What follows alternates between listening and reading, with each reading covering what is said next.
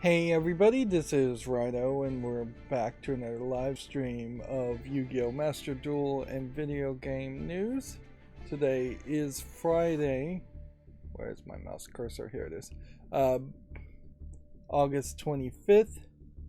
So I'm in a weird position. I'm starting a little bit earlier today, but the weird position is because I started so late on Wednesday, and because of Gamescom news and me just rambling on, we went for 5 hours and 50 minutes. Like, it was a super long stream. And somehow, starting at somewhere around 8 o'clock, going for 5 hours, 8 o'clock in the evening, and then ending sometime in around 3 o'clock in the morning. I'm not 100% accurate on these times, but sometime in that super late or super early morning time frame, that ended up helping me get more views. I don't know if I should really attribute any of that really to the views, though. It may very well have just been two people commenting got me a bunch more views. Like, honestly, I have no idea, but that last live stream got like 50 views. Whereas a lot of live streams don't get 50 views, and certainly don't get 50 views in 24 hours. These are very small numbers in the scale of how many views you could get on YouTube, certainly. But yeah, if either I have to chalk up the last stream as a fluke, or I have to realize that the secret to success is to actually stream for 5 hours when I stream, and stream in the middle of the morning, which I probably could stream in the middle of the morning. I just don't really believe that that would be the best time slot for it. Like, everything I know about YouTube, which is very little, and YouTube changes the rules all the time, would say streaming earlier in the morning to get the notifications out would make more sense. Like, earlier in the day, past 8 o'clock in the morning, not late in the evening after multiple notifications would have already come out for pre-recorded footage and YouTube Shorts. So I'm very confused about that. There is a decent chance that more people will watch this stream because the last stream got more views, so we'll see what that does. Although that tends to be a diminished returns situation in a lot of cases. Let's see, the Forbidden List is going to have MX Saber Invoker limited. The tweaks that Yu-Gi-Oh! Makes are not huge. And then apparently we have yet another selection pack called Inherited Unity, which I guess it's worth checking out. Now, I did figure out through what can only be described as a complicated system of going through Windows 10 audio settings and using Voicemeeter Banana and using OBS and audio. I did figure out how to get rid of the echo. Inherently, I'm needed to set up my Blue Yeti as the default communication device for recording in Windows. Then that will allow the playback settings of the Blue Yeti as the default playback device to hear the microphone and listen to the microphone itself without there being a massive amount of delay of it going through Voicemeeter Banana and then going through OBS, which is where that echo is almost certainly coming from, is it's just going through too many different programs for there to be no delay whatsoever. Well, they said there was a selection pack that was new. I guess it's not coming out until the 28th though. So that would mean that these secret packs, or these selection packs, still might be candidates, but really I should probably just not buy anything and save up for the new selection pack. So we'll just open 4 legacy packs instead. The only real problem there, though, is because now I'm not going through OBS. That means I'm not running the noise reduction setup through my own headphones, so I can hear my air conditioner fan blowing pretty loud, and I can hear my ceiling fan rattling pretty loud, but only I can hear it, really, because the actual recorded part of the microphone, which is completely separate, reduces the amount of volume that my microphone picks up by 15 decibels, runs a simplistic noise reduction on that after cutting the noise floor quite a bit by reducing the overall gain by negative 15 decibels. And then I have the microphone turn itself back up after the noise reduction happens by 2.5 decibels. I have tweaked, and I'll look for feedback here, the app audio on Yu-Gi-Oh! And I'll listen to the video after we stream today to see how that sounds. Whereas it was at negative 15 decibels before, it's now at negative 5 decibels, so 10 decibels louder, which potentially means maybe it was a situation in the past where people weren't even hearing any of the background music from Yu-Gi-Oh! Or it's a situation where the audio is just way too loud now, or probably not way too loud, probably slightly louder. As far as the meters go, now it feels like it's hitting in parity of what my voice sounds like, and maybe that's not really what I was going for. Obviously I have not been playing Yu-Gi-Oh! It's not been a focus. I did make a update kind of spotlight quick look on the PC version of Marvel Snap. Long story short, the PC version of Marvel Snap is effectively a lie if they're saying that is a ready-to-go version of the software. It still should very much be labeled as beta. All they really did is make the main menu widescreen and the gameplay menu widescreen, but there are a considerably large amount of windows, the shops, the collection menus, the conquest mode, that are still 16:9 resolution. And even if they had done a much better job of adapting Marvel Snap's interface for a widescreen resolution instead of a vertical resolution, that the game has not been changed in any way, and the game has not been improved in any way, which is the main problem. The Marvel Snap is almost a year old. It'll be a year old in October, and I'm not playing it. In fact, I just yesterday uninstalled it from my cell phone after I did that update video. I am streaming those update videos to Twitch. Seems like I'm not getting any views at this point, but whatever. Like, that was never really the plan, is to try to get views or followers or subscribers on Twitch. There will be theoretically a bigger push to make Twitch a potential viable option once I can start to schedule and upload videos and have any kind of consistency there. After I played Marvel Snap, I thought, heck, let's play Marvel's Guardians of the Galaxy, the Telltale story, which is not even available for purchase anymore. And so I played the first episode of 5 there, and yeah, I'm not really loving it yet. It seems like the problem really, I think, boils down to none of the characters in the Telltale game look like the TV series.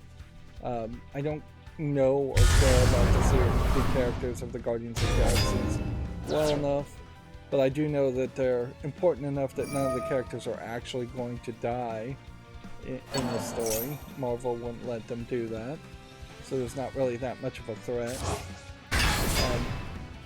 They haven't introduced new characters too that might end up being killed off, so there's no threat there. But I would say also, I think the Guardians of the Galaxy is more of a comedy movie series. So does comedy really play well in that Telltale game style? I would say it almost certainly doesn't. Like, they can try and make Guardians of the Galaxy more of a drama, and they are trying, but it feels hollow to me. And it's uncertain if there's even going to be one specific bad guy throughout the 5 episodes, or if it is going to be more of a case that you run into 2 or 3 specific bad guys throughout the 5 episodes.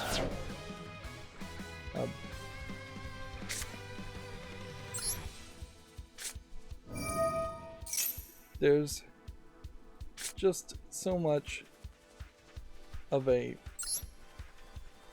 easier experience when you think about the Walking Dead Telltale game, in that they did everything right. In that they created new characters that could easily be killed off. They weren't just repeating the stories or the characterizations that already existed for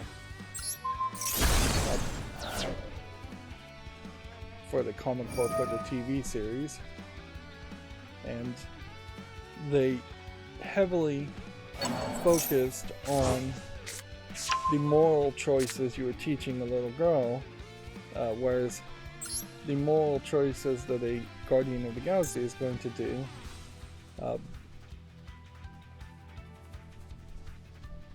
are just not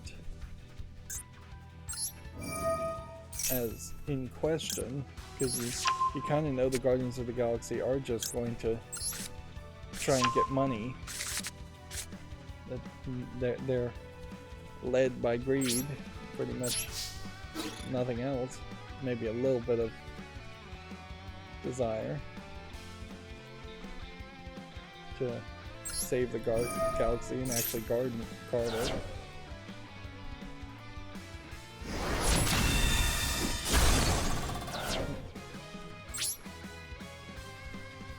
I guess I could have attacked one of these and banished it.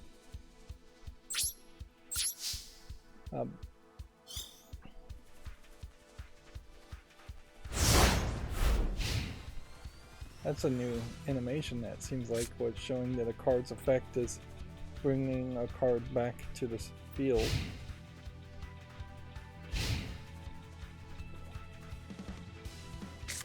It would have been a lot smarter to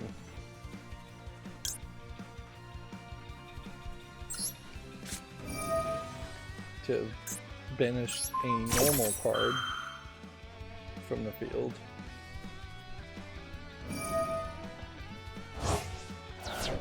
Instead of banishing an effect card that might activate its effect by returning to the field.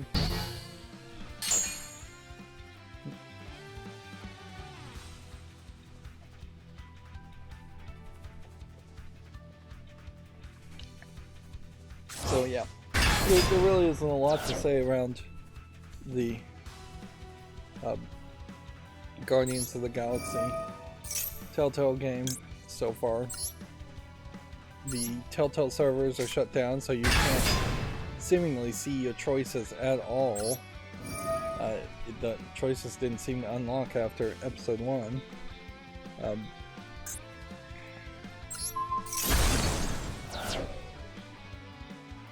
Which, yeah, that leaves you not experiencing the game in the right way.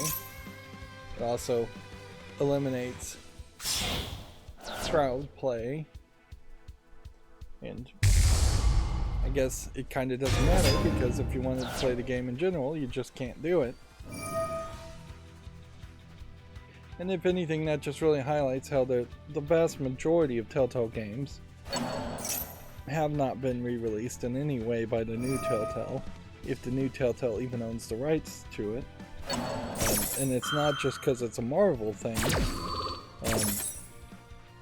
There really should be no licensing constraints whatsoever to re-release or resell the Telltale poker games, the original Telltale poker games, not Poker Night at the Inventory. Everything else would be a license issue, but most of those license negotiations would just be with Disney at this point, as far as Marvel license and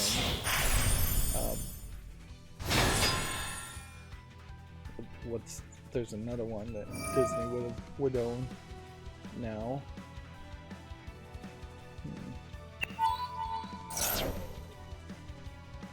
Not sure which one I'm thinking of there.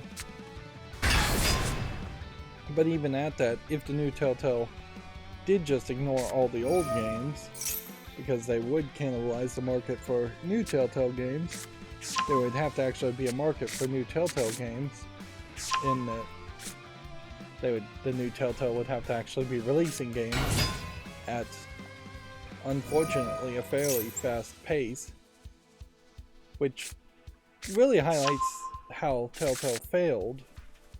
And the new Telltale probably could succeed better if they got away from 3D models of games and went to 2D visual novel elements, because that's really all Telltale games are. Is either they're kind of slightly borrowing from 2D point and click adventure games, but they're in 3D, which takes way too much resources to make, and then they're heavily borrowing, they are just visual novels otherwise, and 2D visual novels would allow for more writing. And honestly, if they just had full voice acting with 2D characters and a little bit of live 2D animation, they'd still be one of the best visual novel game companies out there, particularly for a Western audience, if there is a Western audience for visual novels. With the failure of the original Telltale, it would make a lot of sense to step back and say, hey, we've got to cut costs here, and we want to still tell stories. We want to live up to that name, telling tales.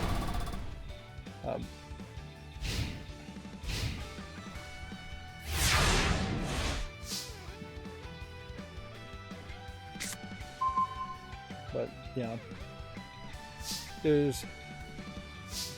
they cram in the first episode of Marvel's Guardians of the Galaxy. They cram two scenes together that need to kind of feel high action, and because they need to feel high action, they cram way too many quick time events into it. It's really dumb. So you're hitting like quick time event, then quick time event, then quick time event, then quick time event for 3 or 4 minutes straight to show an action sequence that really could have just been a cutscene. And yeah, it would have been a long fighting cutscene, but you know what? You could certainly have a long fighting cutscene with some prompts to say specific things that might knock the enemies off their guard, and just have people choose the lines of dialogues in the middle of the fight. That would be more in line with the rest of the gameplay mechanics.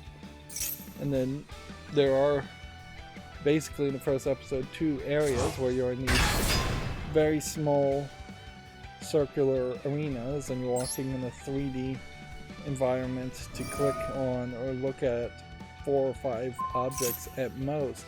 One of them you're really only looking at one object. It's just not really a point and click game in that case, because you can't freely move from scene to scene to scene, and you can't go back to previous scenes, and you can't pick up objects, and you can't interact with objects in your inventory with other things. So it feels nothing like a point and click adventure, really.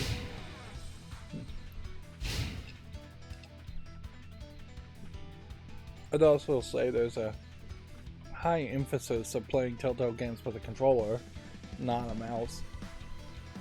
So calling it a point and click adventure is a little disingenuous.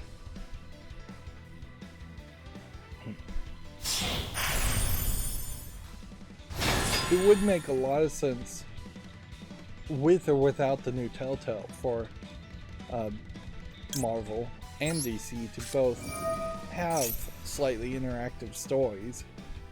Like, it wouldn't be that crazy to potentially say, hey, let's have some of the writers who still want to work with Marvel and DC, which maybe there aren't that many of those left,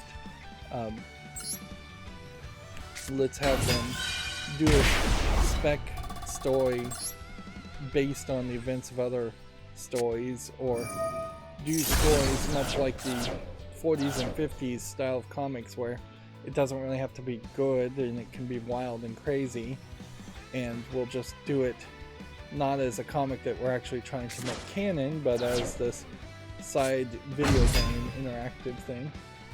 Although you'd probably ensure your success a lot more if you took some of the greatest stories and just retold those stories in interactive ways. Single lines of dialogue changing aren't going to be that bad. Although, inherently, even to get like 10 to 15 hours of gameplay and dialogue in a Telltale style game, you wouldn't have to be telling the narrative of something that would have been 2 or 3 years worth of comics. Yeah, it's a different audience there. Anyways, and a lot of these side games are inherently,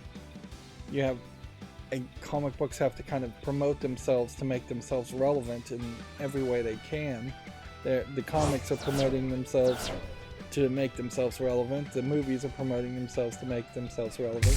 The comics are promoting the movies a little bit. The movies are promoting the comics a little bit. So just being in many different form factors would make sense. It would make a lot of sense if there were audiobook versions, or just audio versions in general for the blind of comics as a bigger, more well-known thing. But yeah, particularly in Marvel and DC, it's all about the merchandising, probably more than anything else.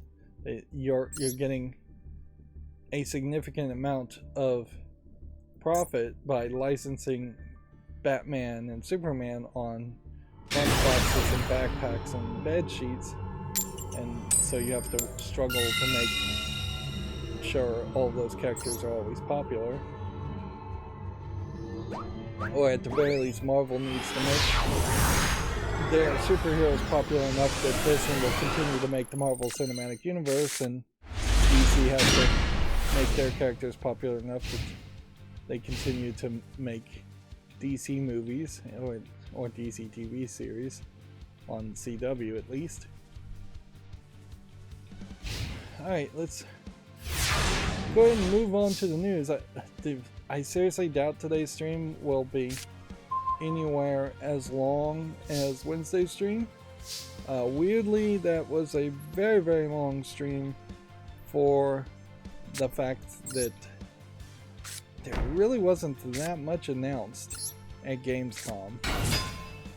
Like, that kind of has to be pointed out, that as far as actual new games, I'm not sure we got more than 2 or 3 announcements of any note, and then there was several trailers for games that had already been announced where maybe a release date was announced, but that's about it. a new trailer, a new release date. Let's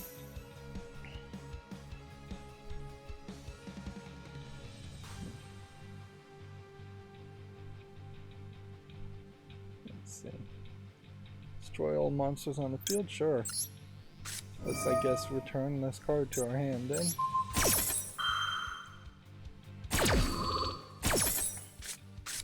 So, GameDeveloper.com has this article that says Phil Spencer thinks it's, quote, important that the Xbox Series S exists.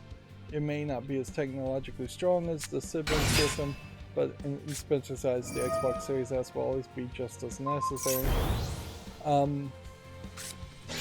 I think it's not, if I was to respond with just an opinion here, which is what I am slowly realizing I do with a lot of these headlines without even really reading the articles, which I imagine that's not uncommon, although a bunch of people do that. What is this guy? How come he can just attack? I guess he can attack for each equipped card. Interesting.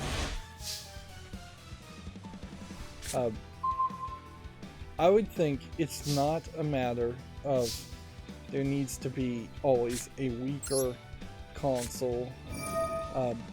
There needs to be effectively a cheaper. Yeah. And there's a big difference from that.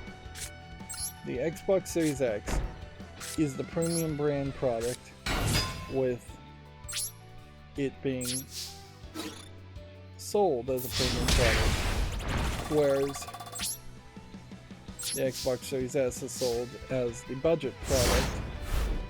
And ideally, you would have just one device, and that one device has a disk drive or doesn't have a disk drive, and there wouldn't be too crazy of a difference in price between the one and the other.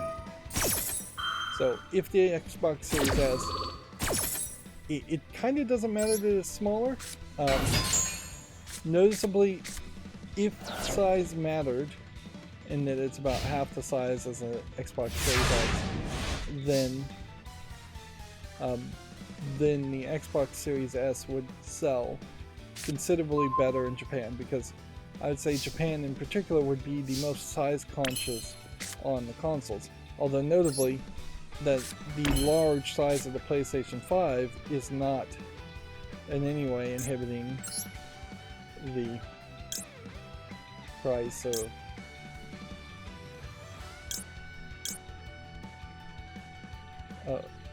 it's not inhibiting the sale of the I think the best bet is to attack first, then evolve.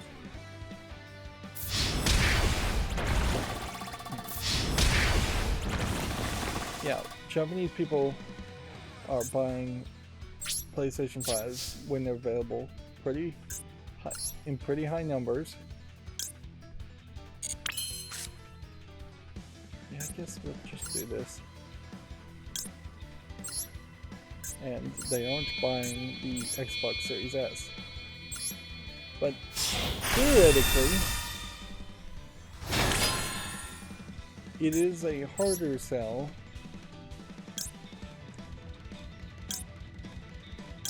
to argue that you're going to want to buy the Xbox Series S because it is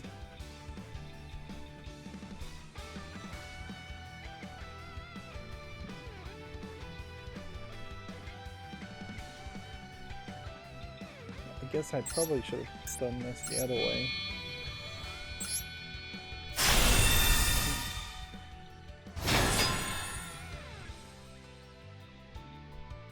We've got a lot of attachment cards there. I don't know what the value of the attachment cards are yet, though. Now, on a certain level, I guess I do understand the idea that if there was the same amount of RAM at the same speed, and it was just a case that there was a hard limiter at 1080p on the Xbox Series S, and then there was a different element, a higher resolution, higher frame rates on the Series X,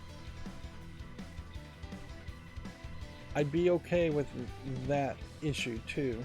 But certainly then you're splitting the narrative, because right now the Series S both is weaker as far as its ability to show visuals, and weaker in the fact that it doesn't have a CD-ROM drive to play disc games, which arguably it should just have a disc drive and just be the weaker system.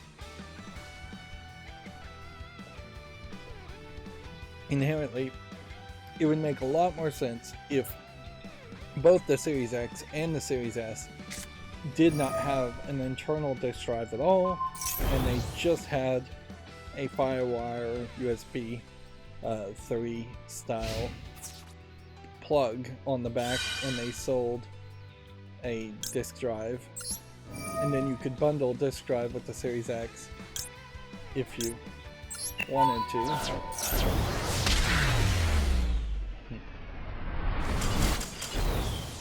That didn't work for him. Apparently he was not familiar with what that card did, and neither was I.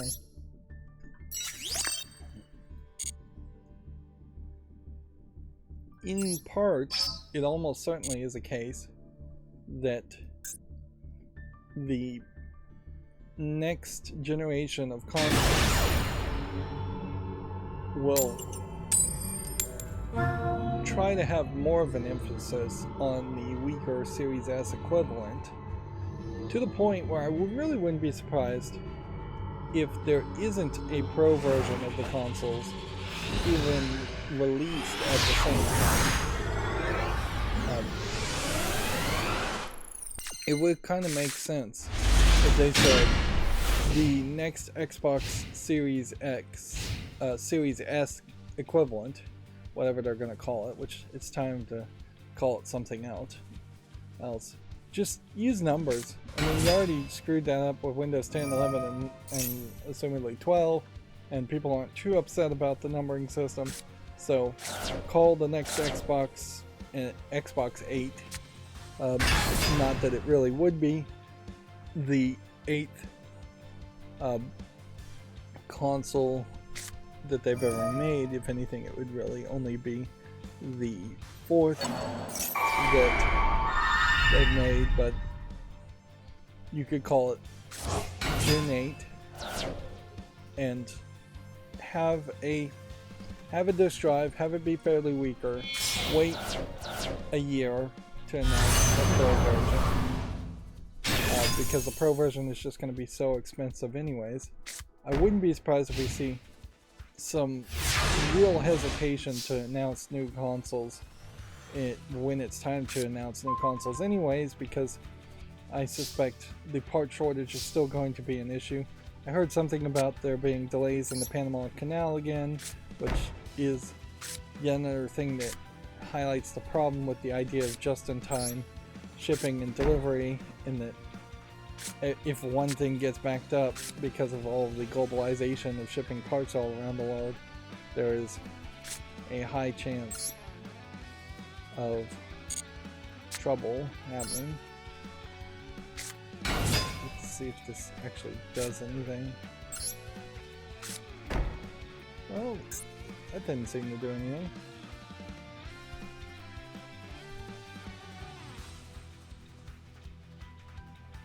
This quick effect, I wonder if that means you can use it from your hand.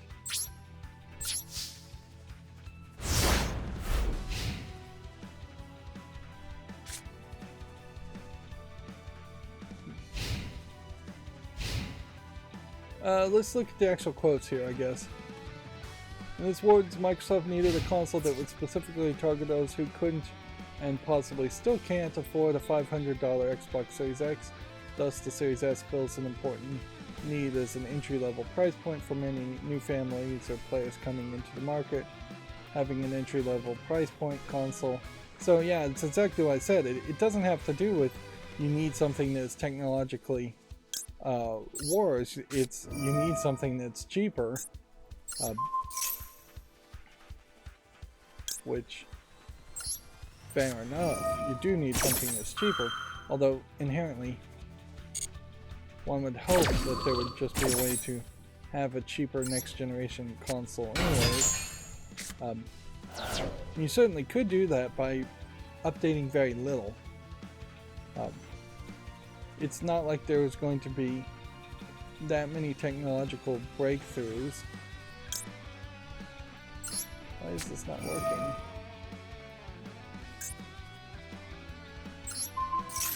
We'll just try again. And still didn't work.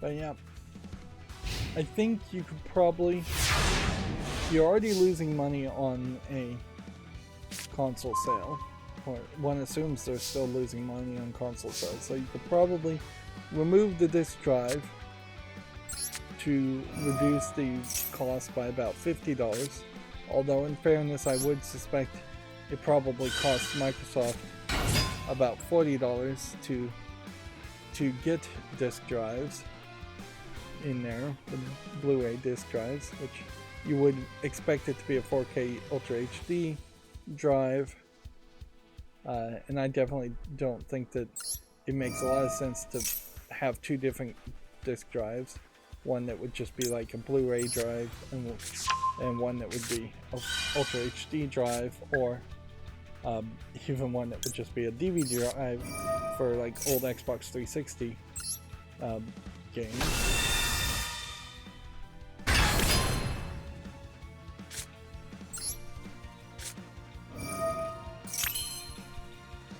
What does this do?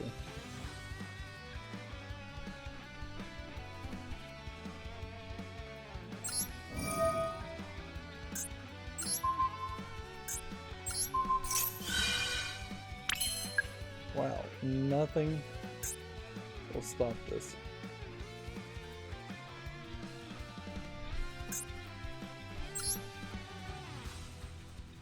Okay.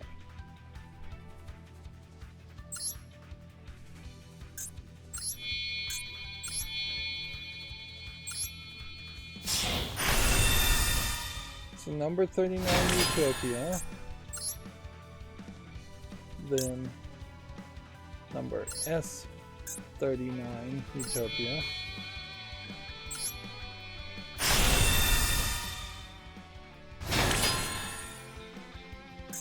then guess can't do anything more.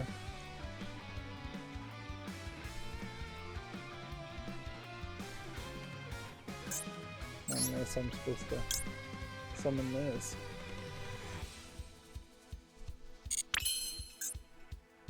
This would reduce this by 500.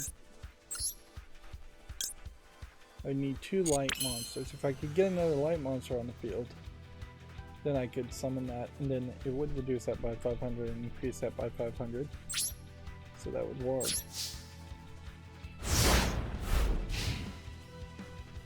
But yeah, once you get to the core, get past the disk drive to reduce the price, a new system would just have to not upgrade things too much.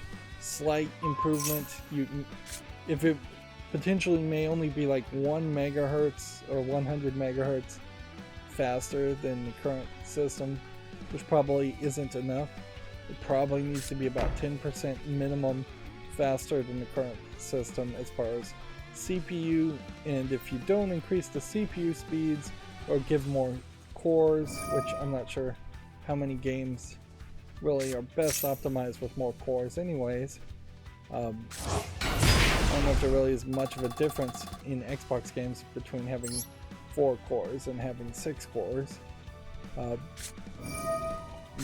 it'd probably be easier to add 2 more cores than it would be to add even 100 megahertz to a base clock speed.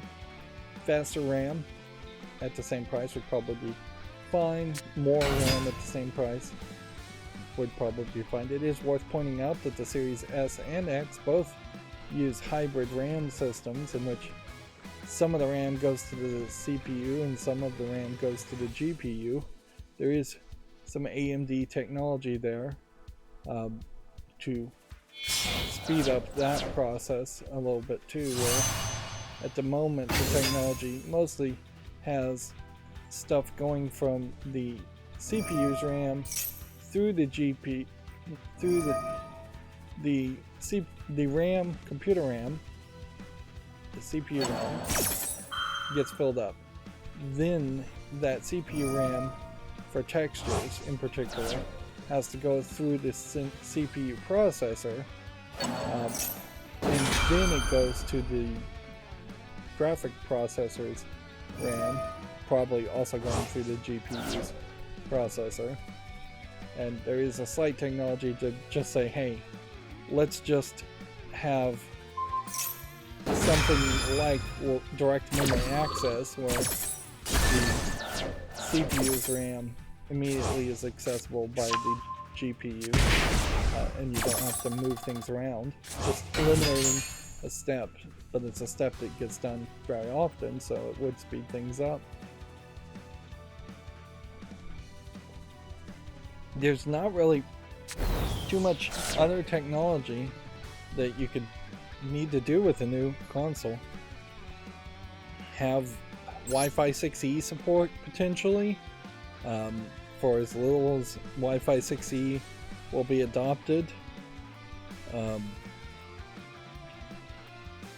Have maybe slightly better Bluetooth controller support if the Xbox controllers even could connect via Bluetooth, which they don't, so it would make sense for a new Xbox console to have Bluetooth in it, or headphones and things like that, even if the controllers aren't Bluetooth. And at that point it might make sense to use Bluetooth for new controllers instead of proprietary technology to connect them, or sometimes 2.4 gigahertz other technology. It would make a lot of sense for new controllers to be Bluetooth, because then they could also easily connect to Windows computers without having an adapter or plug-in. And they may already have made that switch, and I just have older controllers anyways. It would be, in the next generation, a good time to make a new controller, add some new buttons, experiment a little. If they experimented with a new controller and just rolled the dice on a flop of a console that was cheap, then they could correct it by saying, hey, we've listened to your feedback and we're going back to the old ways of doing things, and we'll go back to the old controller layout, and we'll go back to an Xbox Series X2 and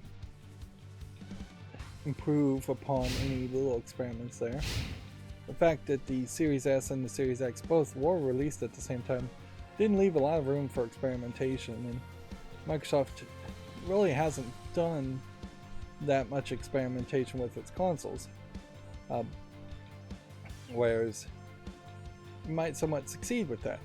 At the very least, even though the PlayStation Portal, which was just announced, looks like it's way too expensive and way too under-featured for what it is, at least there's some experimentation there.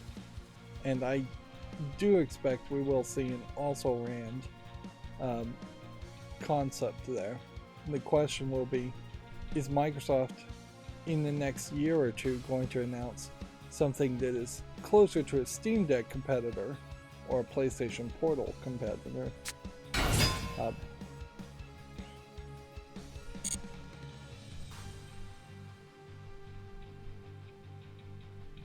let's see, Xbox's boss apparently was being interviewed, so he also says, according to Video Games Chronicle, that he would, quote, love to find solutions so games aren't lost when the Xbox 360 store closes. Preservation is front and center when all of these decisions are made. Of course, that is, for the most part, paying lip service, because there's, I imagine, very little you can do.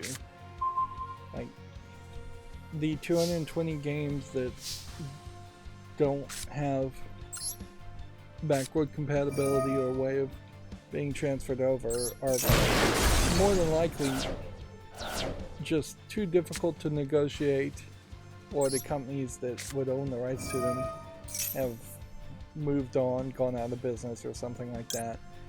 So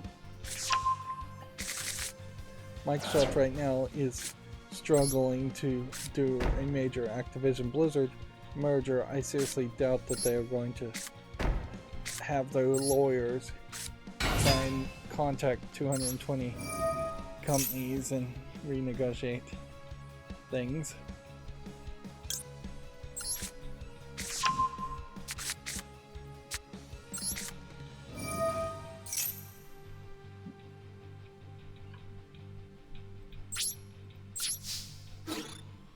Playing this event, I'm noticing that a lot of players are not doing anything on their first turn.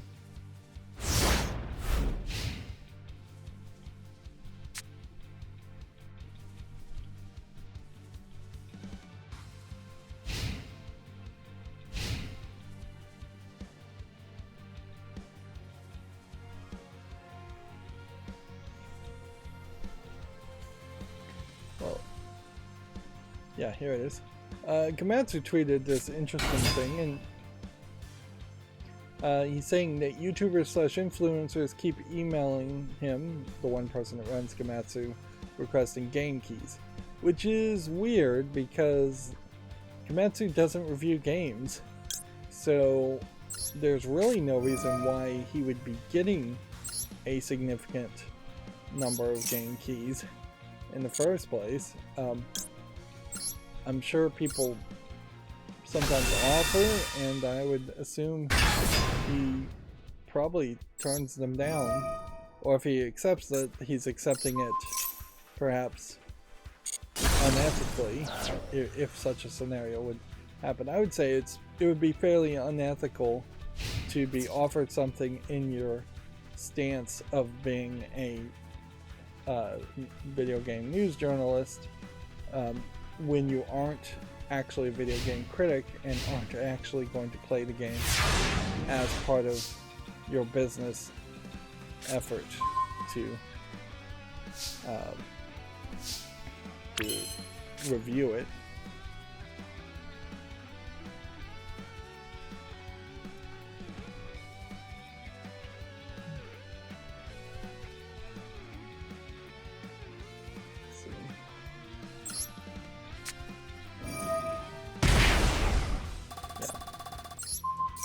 As a YouTuber myself, I was offered a couple of keys in my early days, and I don't think I ever accepted any of them or used any of them, but fairly quickly I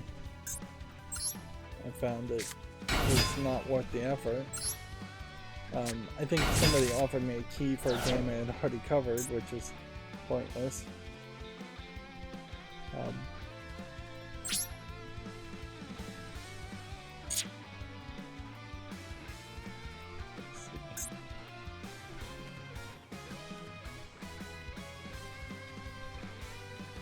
Don't want to do that.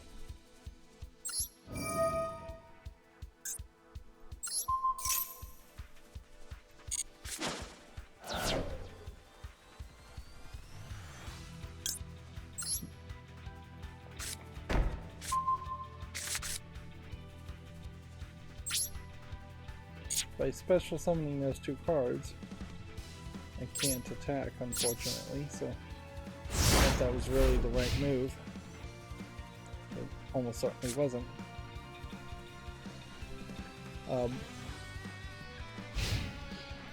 the rest of his tweet, he lists the games that people are requesting. So, yeah. All of these seem to be fairly new games, with several of these seeming like games that they aren't even out yet.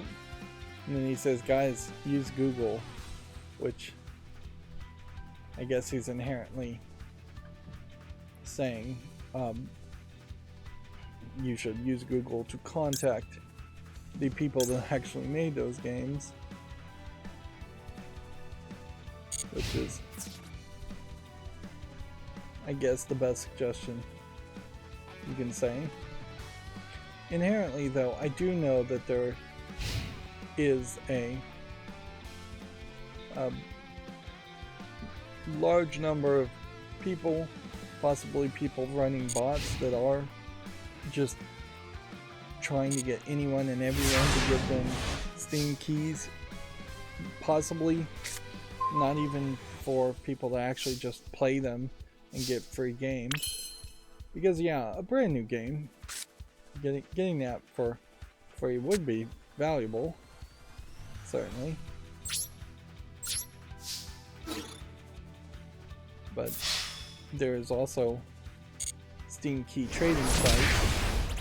So if you're running bots and you're just spamming anybody and everybody you can possibly find to see if you can get a free Steam key to then sell,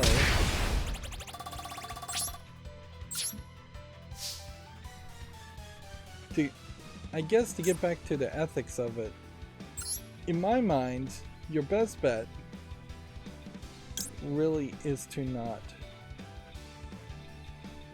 get or accept Steam keys at all. And yeah, that is a little bit difficult if you're broke, but if you're having any level of success as a video game reviewer, buying the game full out and then writing that off your taxes is way better as a moral decision, if nothing else. Financially, it probably will be better for you too.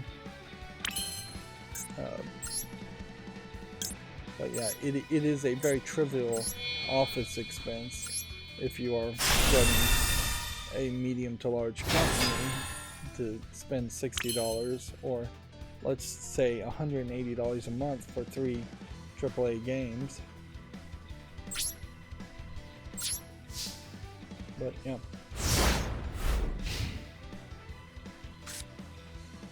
Theoretically, on taxes in the United States at least, if you were gifted a $60 game, you have to report that as a $60 gift, which would then increase your total income, potentially bumping you up to a tax bracket, and potentially raising the taxes on that $60, or raising your taxes overall, which that's just a lot of extra paperwork for a very small amount of money. Whereas if you bought it yourself and you're filing your taxes, well then that doesn't raise your total gross income, and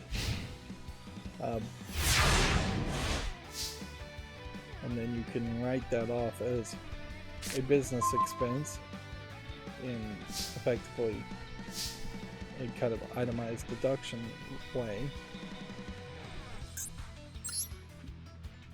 And if you are having any real level of success, you would be writing off a bunch of other business expenses, so you would already be doing that paperwork.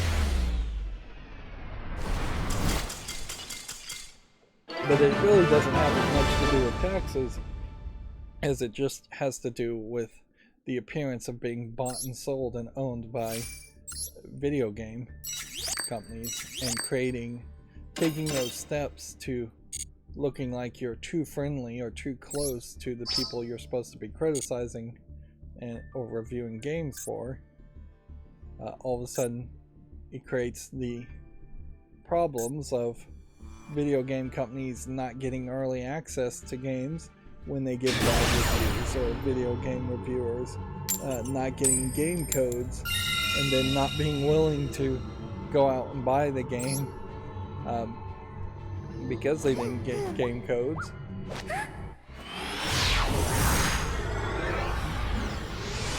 It's very, very easy, and the right thing to do if you were to start a business, if you were going to try and be a video game reviewer, to just start off as a small person saying, I'm not going to accept any game codes ever, and by the time you're successful, if you ever are successful, you can stick by that stance and be proud by that stance, instead of saying, well, technically I did get game codes, so technically I did receive these small bribes that may potentially have, in the back of my mind, subconsciously improved their score. Almost certainly the amount of people that review small games that don't send out game codes is in part because there's a lot of people expecting to get free game codes and won't cover anything unless they do. Let's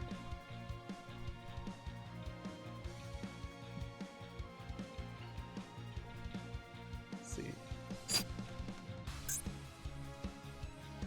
I don't think I want to activate that.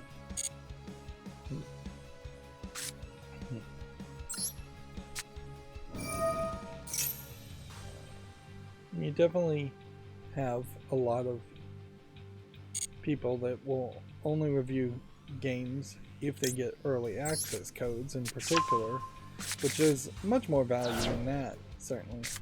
You're getting real benefit if you can cover a game before most people can. Particularly as a YouTuber, it's an obvious benefit if I could all of a sudden be the only person making footage of a game. There would be no competition at all. Moving on, GameDeveloper.com says Mortal Kombat 1's accessibility options include a vivid fatality narration.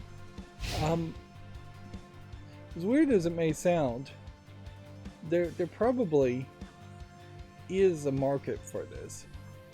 Like, where there's a lot of randomness in most games for somebody who's blind, being able to just mash buttons and combos out, I think, kind of works fairly well.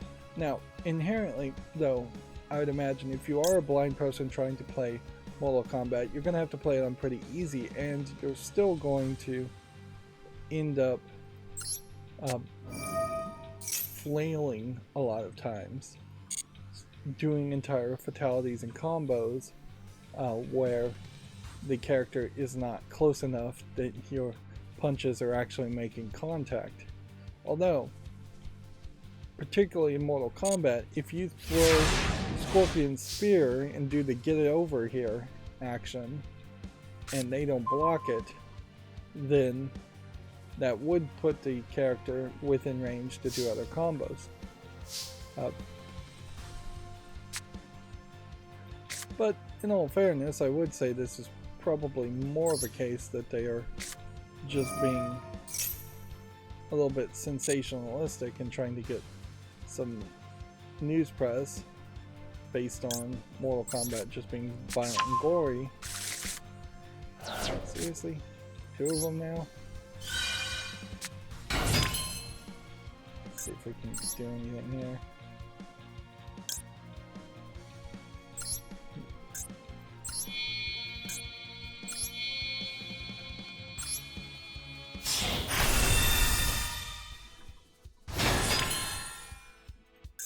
I suppose there is also a thought that should be thrown out there that just because somebody's blind doesn't mean parents should drop all other parenting concerns in favor of just saying, well, they're blind and they need as much entertainment as any other kid, and it's a struggle to get that much entertainment. I guess there are blind adults out there that could be playing Mortal Kombat 2 also.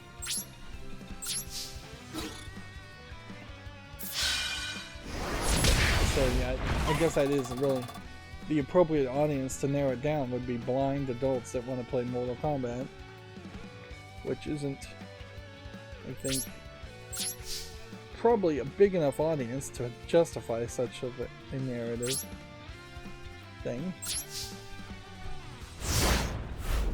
But in all fairness, I will say that this is still smarter than that other game that had pop-up signing happening for people who were deaf, where they had a character, a live-action person in the corner signing with sign language what was being said when the game already had subtitles.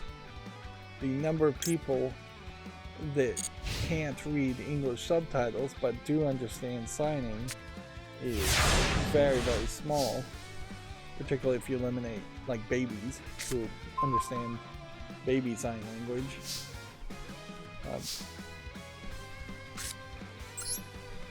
I think if somebody had a mental deficiency where they couldn't learn to read, they probably have a pretty big mental deficiency understanding sign, American Sign Language or any other sign language.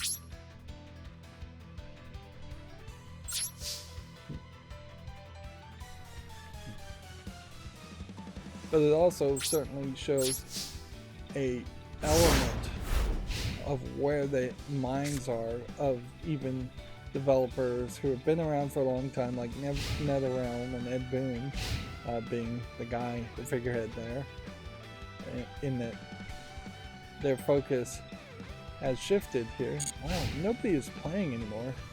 Feels like I'm just playing against bots that have been programmed to do absolutely nothing. But yeah, they've gone from trying to make hyper-violent arcade games to straight up just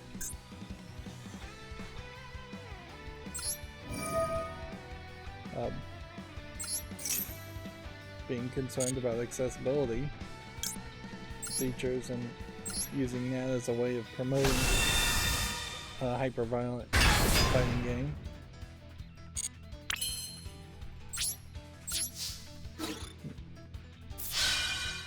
I really don't mind if I am just playing against bots that are late in the game, honestly. Let's just get the card back protector and call it a day.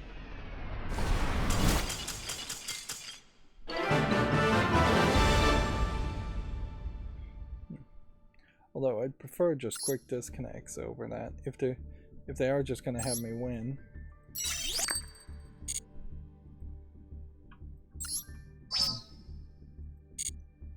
Yeah, I still need a few more victories to get the special challenges and all that.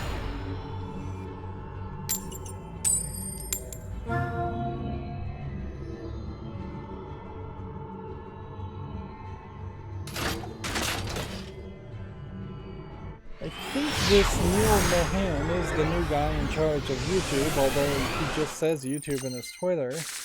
And he is saying here that AI is a critical inflection point. Music is incredibly important to YouTube, and we've worked with music partners to develop an AI framework, reading about the 3 principles that will enhance music's unique creative expression and also protect artists. Which, yeah, definitely doesn't feel like the new guy in charge of YouTube is in any way less likely to be buddies with the music industry, even though the music industry inherently has been an enemy to everybody else on the internet, including YouTube. They've been an enemy to everybody on the internet. They're suing the Internet Archive for trying to archive old 78 or 1972 or younger music.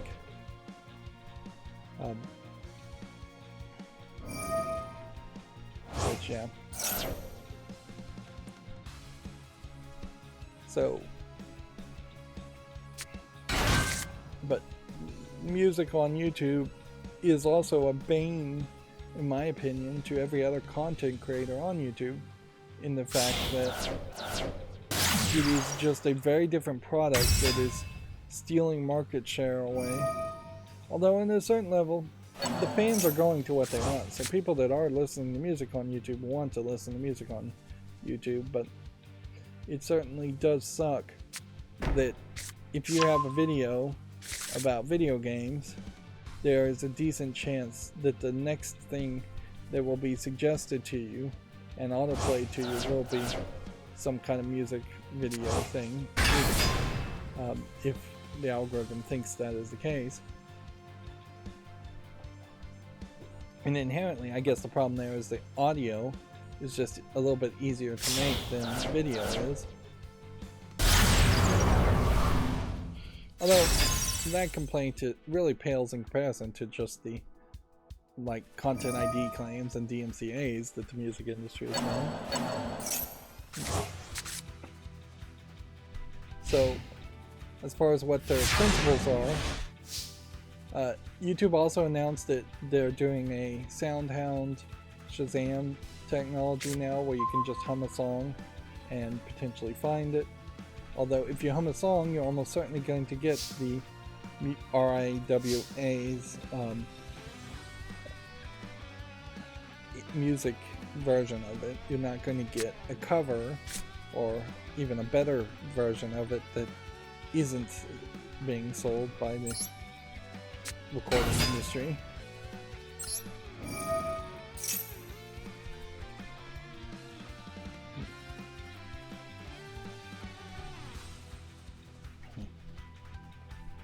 For nearly its entire history, YouTube and music have been inexorably linked when really it shouldn't be, and I think that is probably allowed to because there was the whole Google Music aspect for a long time there.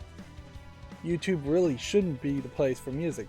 There should be a completely different website for where you would go to music, listen to music. I wouldn't expect something like Spotify to all of a sudden have YouTube videos in it of random content. YouTube Music and premium subscription services.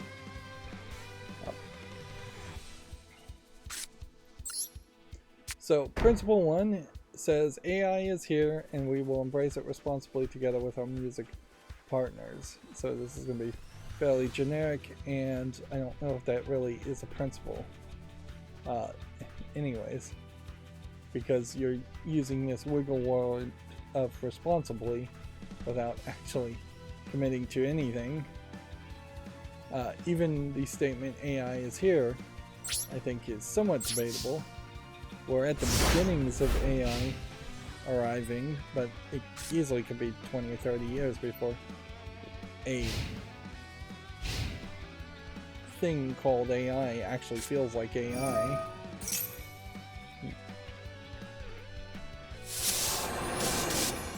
Principle 2, AI is ushering a new age of creative expression, but it must include appropriate protections and unlock opportunities for music partners who decide to participate.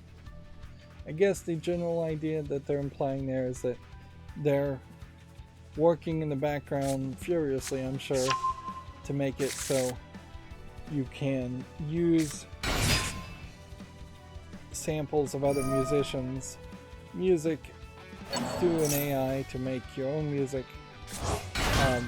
Inherently, I don't like where that sounds like that's going, because this feels like what they're doing here is that they're going to try to add some DRM to the idea of sampling, which is already somewhat protected by copyright law. So they're going to try to have Google probably wear down those protections and tighten control.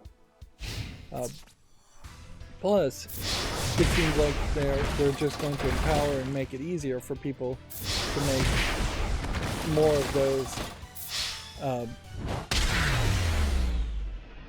8-bit tunes to chill to. You know, those streams with the anime girl or anime guy studying, and then there's just a bunch of music that is just like obviously it's not music that they really own the rights to, but they've put it through a music filter so it's not getting content ID caught.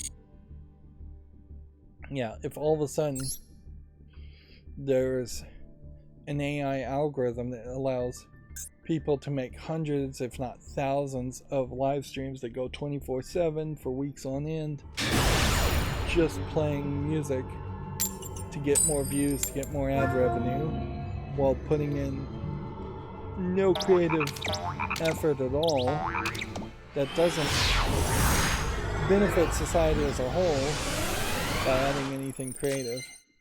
And inherently, this statement I just don't agree with. I don't think AI is going to usher in an age of creative expression.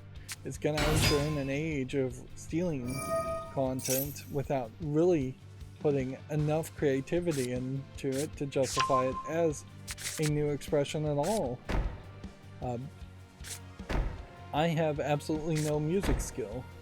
If I had a tune in my head and I went to an AI software and said, make this song for me, I would not be able to make a song that was really a creative expression of me. It would be, at best, me writing a simplistic prompt and then expecting the AI to steal other people's creations, sample other people's music to get other beats and other tunes.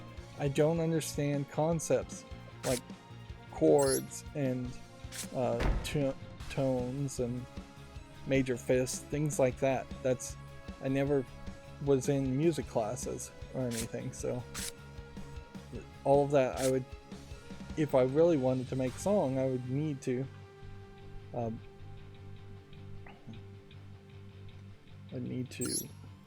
study that to then try and compose something the old-fashioned way. And AI is just skipping over having any understanding of what music is in the first place, having any understanding of how the music should be.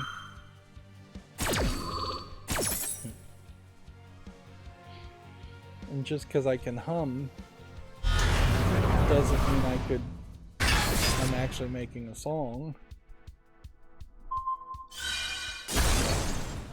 I wouldn't be surprised if that's exactly how the AI would work too, is it would just say hum into the microphone for a while, and then it would just run a search to find the songs or the parts of songs that are closest to what you're humming, and then it would just, for the most part, steal those parts of songs.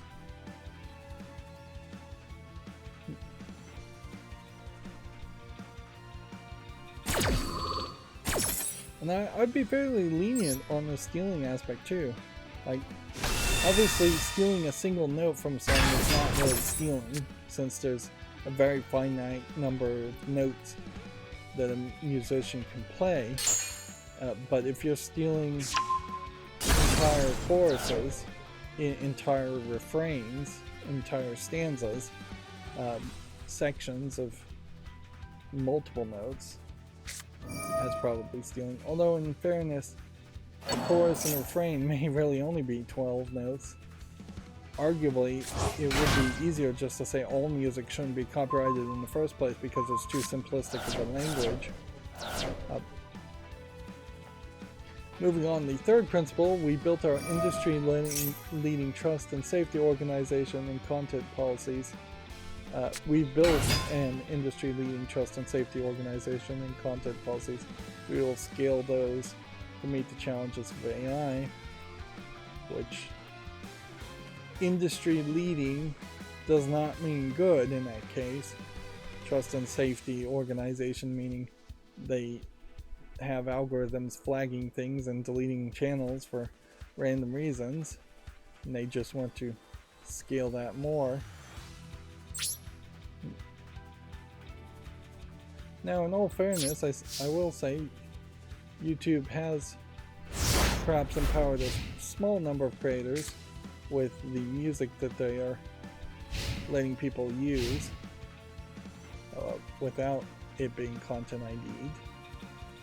But That was really something that they had to do out of necessity, and they haven't improved upon it ever since. Another thing they haven't improved upon since it really has been announced and released was the YouTube premieres. So I found it fairly shocking when YouTube creators here goes, "Did you know you can monetize your YouTube premieres?" Which is really dumb, because yeah, obviously a YouTube premiere is just a button you click to say, "I'm premiering this video."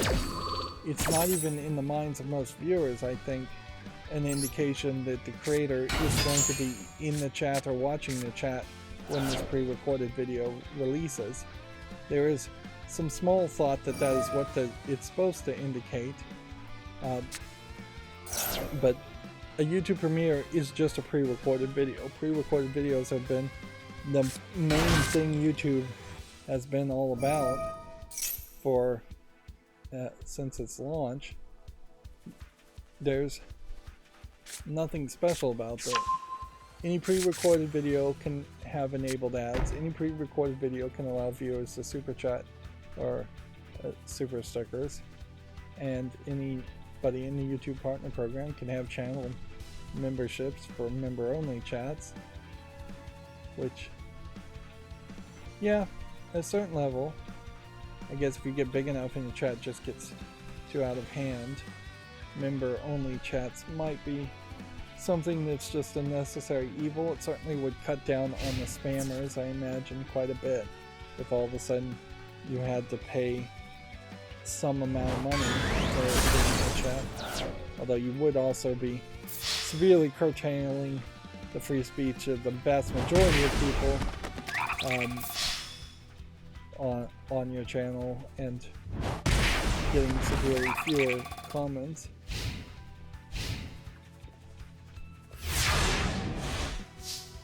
And at a certain level, if it's member-only chat, all you're doing is you're saying all the rich whales can then spam your chat, and all the plebeians get out.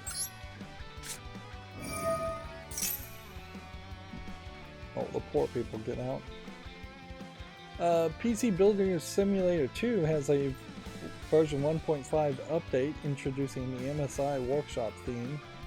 It seems to still either be coming out on Epic Store early, or it's very possible that PC Building Simulator 2 is still exclusive to the Epic Game Store.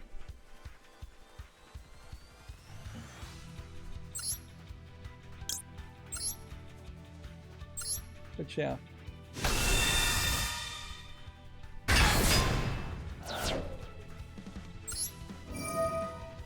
Let's go ahead and get rid of the unknown. GameDeveloper.com says that League of Legends says esports don't break even. For esports focused games like League of Legends, the bubble may soon burst. Yeah, I can agree with that headline without reading any further to below that. In particular, esports, I don't think we're ever going to succeed on a global stage. I think esports definitely were more of a Asian-centric idea. Korea, China, Japan, maybe a little bit too. And if anything, esports, I think in part, are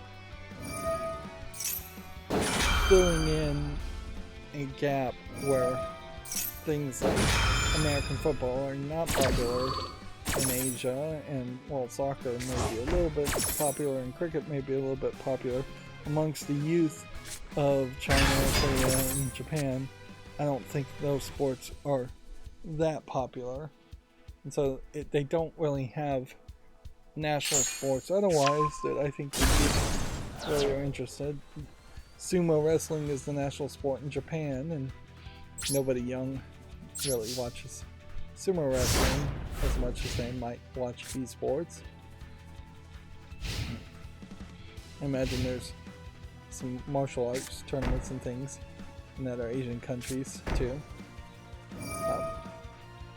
But inherently, esports got the double whammy of trying to grow bigger than they really could sustain, and COVID. Once we are in a post-COVID world, which seems like there's yet another variant of new variant of COVID out there.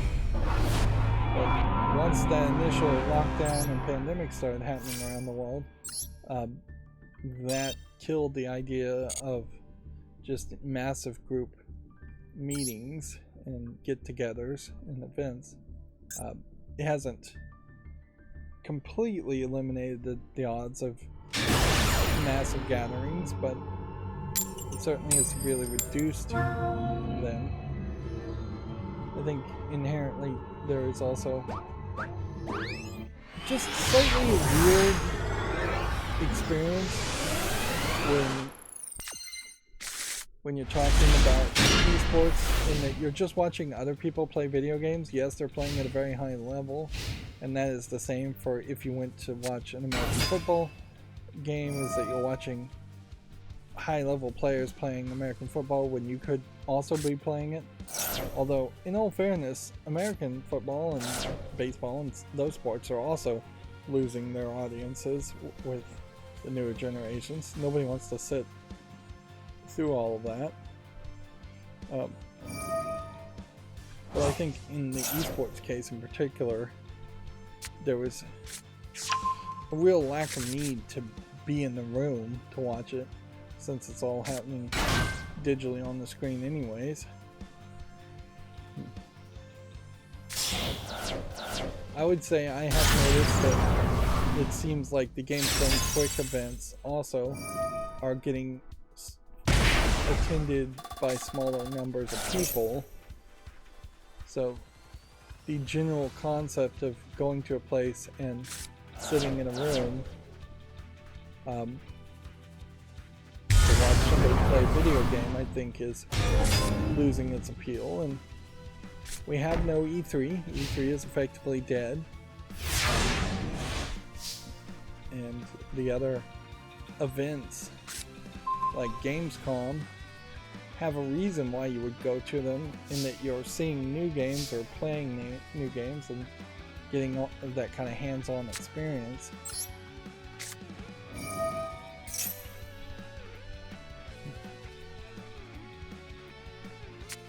This needs to be the last game, I think. Double Fine here, still standing by their convictions with a LGBTQ plus logo. It's been 2 years for Psychonauts since Psychonauts 2 was released, and as such, you can get Psychonauts 2 on sale with its biggest discount ever for $14.99, which, if anything, I think is probably about the right price for the game.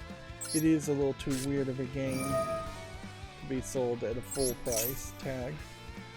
I don't know if it actually did launch at like $60, but it almost certainly was too expensive. And yeah. Let me see if I can do some research here and see what Steam says as far as its original price. Yeah. It is overwhelmingly positive, certainly. 2 years in, having 200 people play it today is not terrible, although its all-time peak was only 7,000 players. But inherently it is also a single-player game, so there's not that much of a need.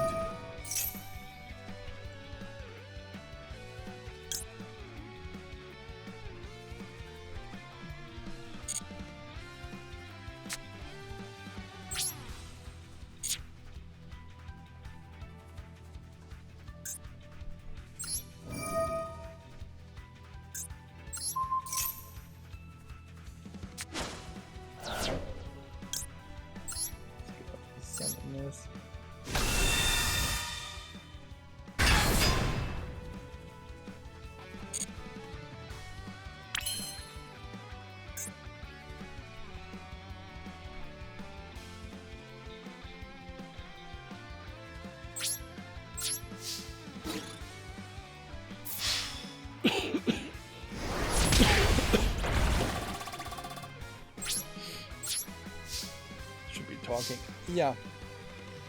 Psychonauts 2 launching at $60 is too much. It really should have been $30. It is a single player game, so it having an all-time peak of 7,000 people doesn't really matter that much, but it does kind of highlight that there probably wasn't that much hype around Psychonauts 2. I don't think Microsoft did the best job advertising it, but in all fairness, if they had tried to advertise it more, it probably wouldn't have sold anymore.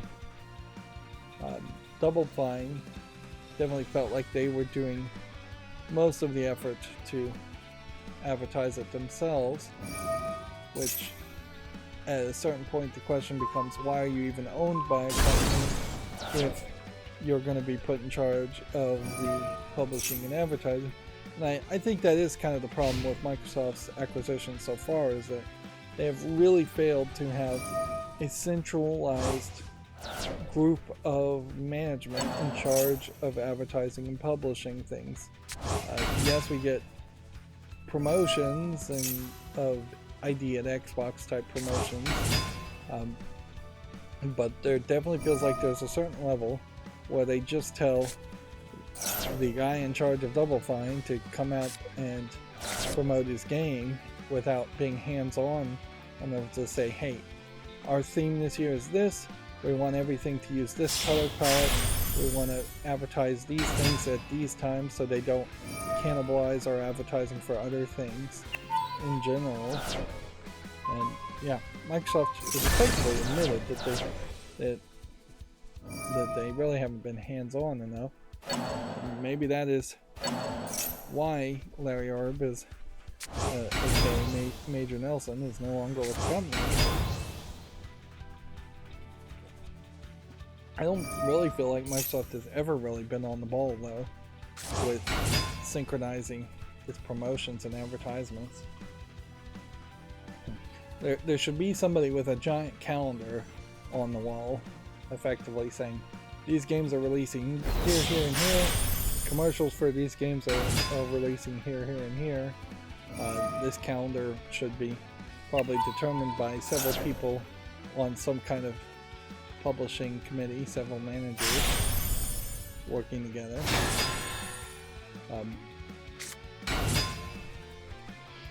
At a certain level, for the size of Microsoft, they shouldn't have to hire outside advertisers, but consultants probably would be helpful.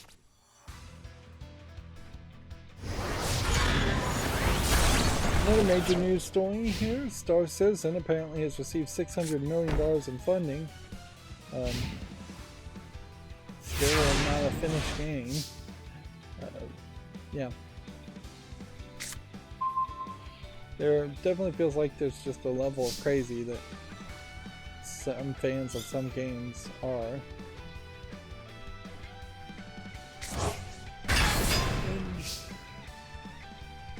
I guess at a certain level, if somebody is that good at selling their product and they aren't that good at finishing their product, then somebody should hire that person.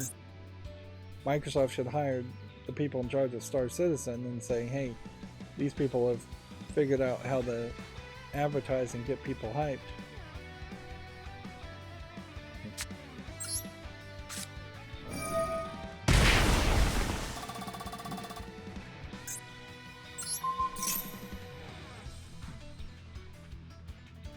Let's see if this works.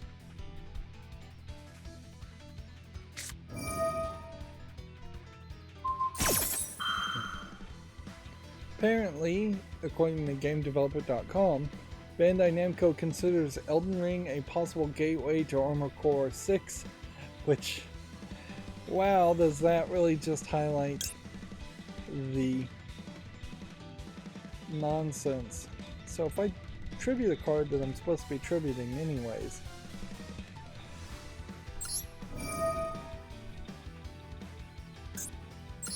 can I not activate? It doesn't matter, he's going to send this card back to cancel the activation anyways.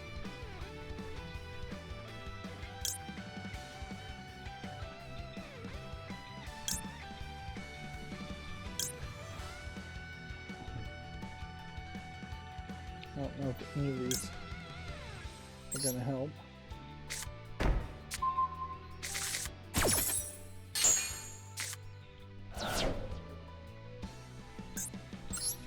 That probably was the best thing I could do, but yeah, that feels like just absolute nonsense. And it highlights the Japanese desire to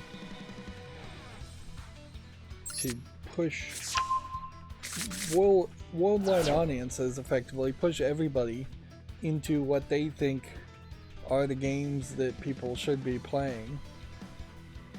You see Square Enix with the same mentality, certainly, in that they want everybody to be playing Final Fantasy games, and they think everybody should be playing Final Fantasy games.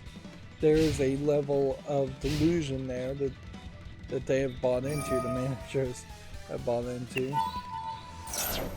And certainly some of that mentality just comes from simplistic Japanese culture. Like, Japanese citizens are effectively a monoculture, at least in their mind. They think everybody's the same, they think everybody thinks the same, they think everybody wants the same things. So they just do not, on a day-to-day basis, live in a world where you have people with completely different likes and desires and opinions, and that only gets echoed higher. One more victory and I'll get the card. Back then it would be a struggle to get another 50 gems, a struggle to get another 50 gems, and then another victory would get me 200 gems. Then it would be a struggle to get another 50 gems, a struggle to get another 50 gems, and then 300 gems. Yes, theoretically I would like to get up to 1100, but I'm struggling to even get to 5500. Now the good news is, if I get to 5500, I'm not missing out on much other than gems and legacy packs, since I don't really care about titles. You can only use 2 titles anyways, and by just playing the game somewhat, you would have a decent number of titles, or default titles.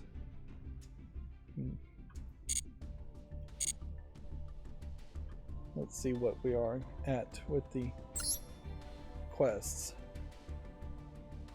We still need 3 victories here and 2 more duels here, and then I would have to play twice as much as I have for the entire experience with Light to get this title, and then I would have to play all that amount, all the amount I've played since the beginning of this event as a Light player, plus another, plus double that as the Dark player.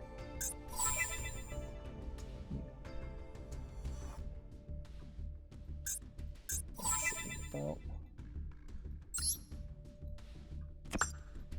we'll take what we can, certainly, as far as rewards, and then I'll deal with the rest off screen. Apparently some commemorative items are leaving soon, which would be the World Championship Legendary Dragon of White accessory bundle and the Legendary Magician of Dark accessory bundle, which I've purchased both of those already, so I don't need to be concerned about that. Anything else?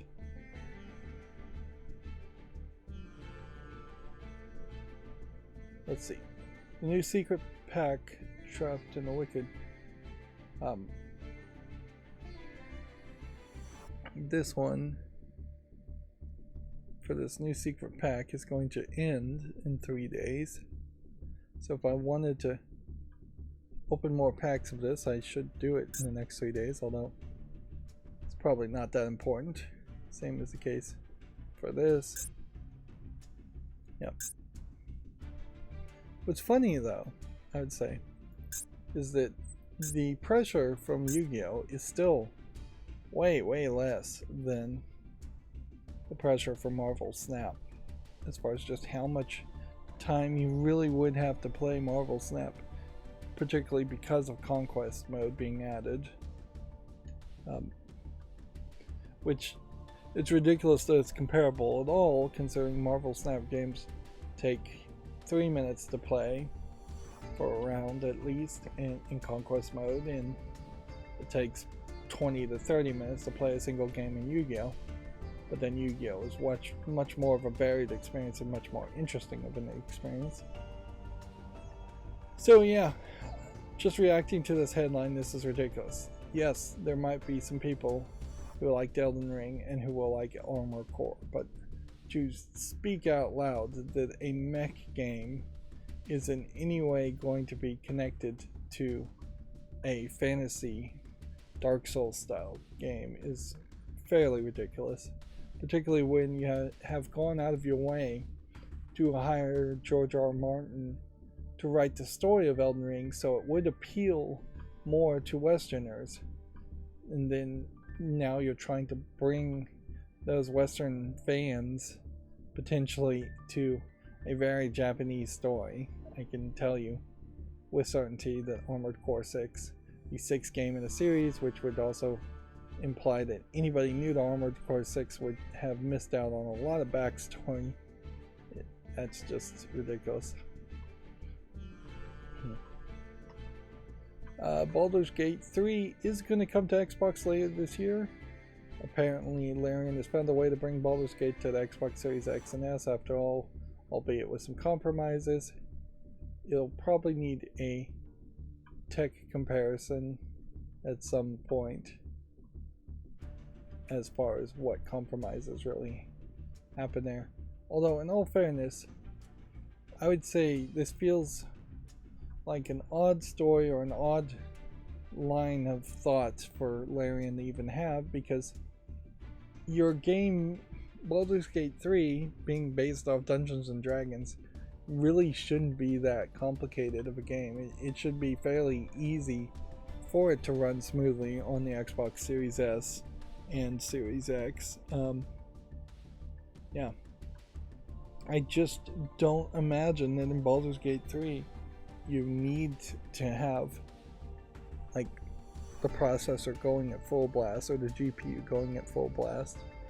Yes, it is a pretty game, but overall, CPU wise, it should be a fairly simplistic game.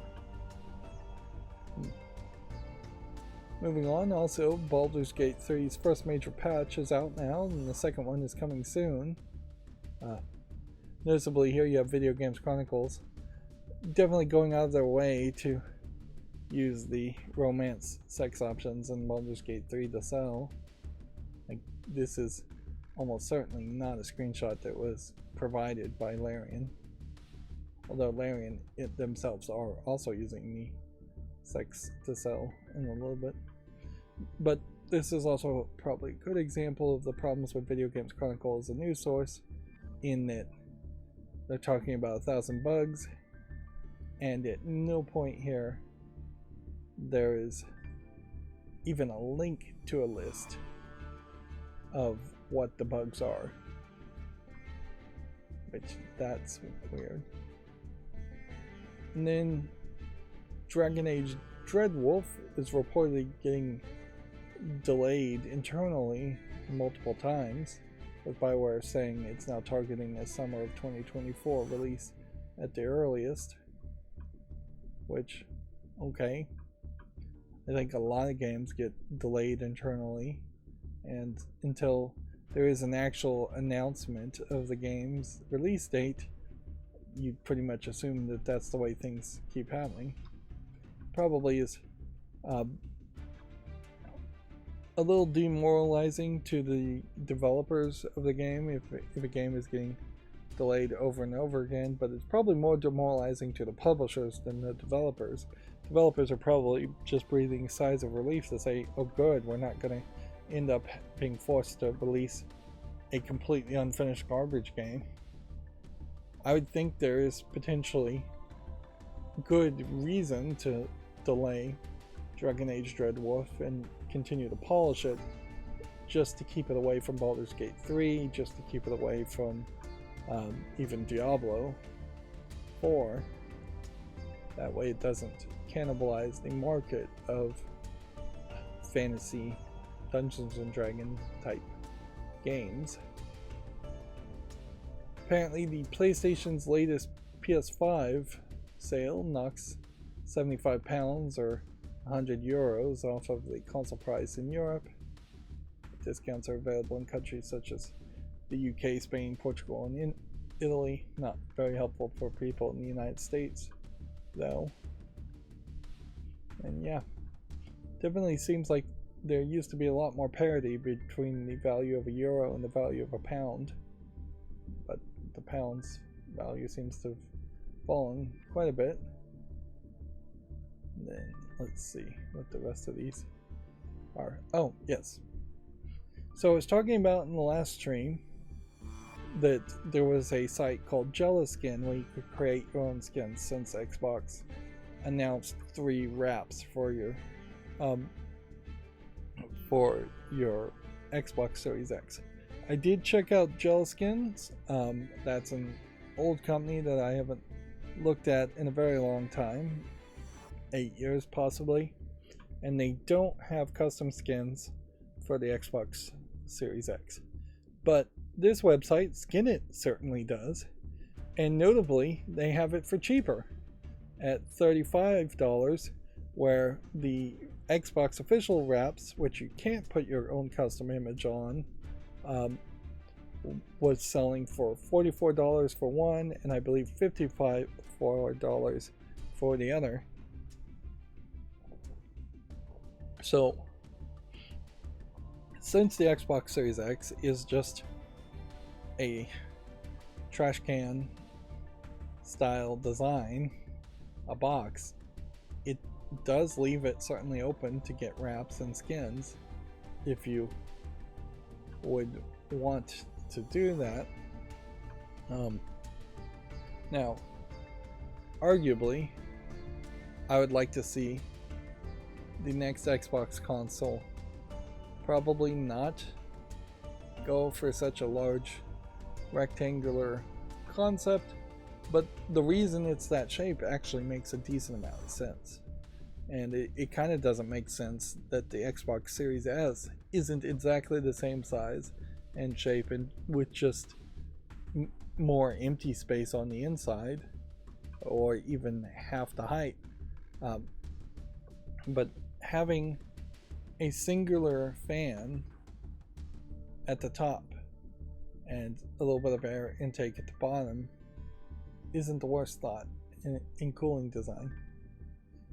As for these skins, you can personalize them yourself, so go steal/download a picture. Nobody's gonna stop you of your favorite anime girl and put it on here, or whatever other pattern or picture you would want on here, and you can have it made. On top of that, they also have Skin It, and I'm never heard of this company, but they have skins of all kinds for your controllers, PlayStation 5, skins of all kinds for your PlayStation 5, although in all fairness, the ridiculous curvature and nonsense of the PS5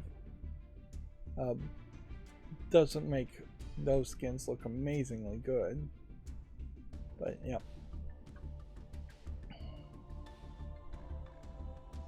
Let's see.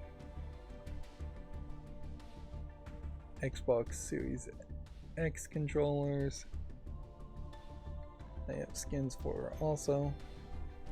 Noticeably, some of these skins probably don't 100% wrap around, so it would be somewhat questionable on this one whether you'd really want to do that.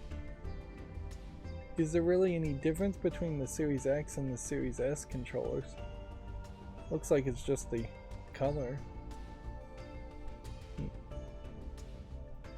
They have skins for the Series S. Yep. And so this black box here, though, on the Series S is the, I guess, exhaust vent. So you really wouldn't get much of a response. It wouldn't look that good, in my opinion, to skin this Series S. And yeah. In all fairness, the Series S being more like a DVD player in it's just a rectangular box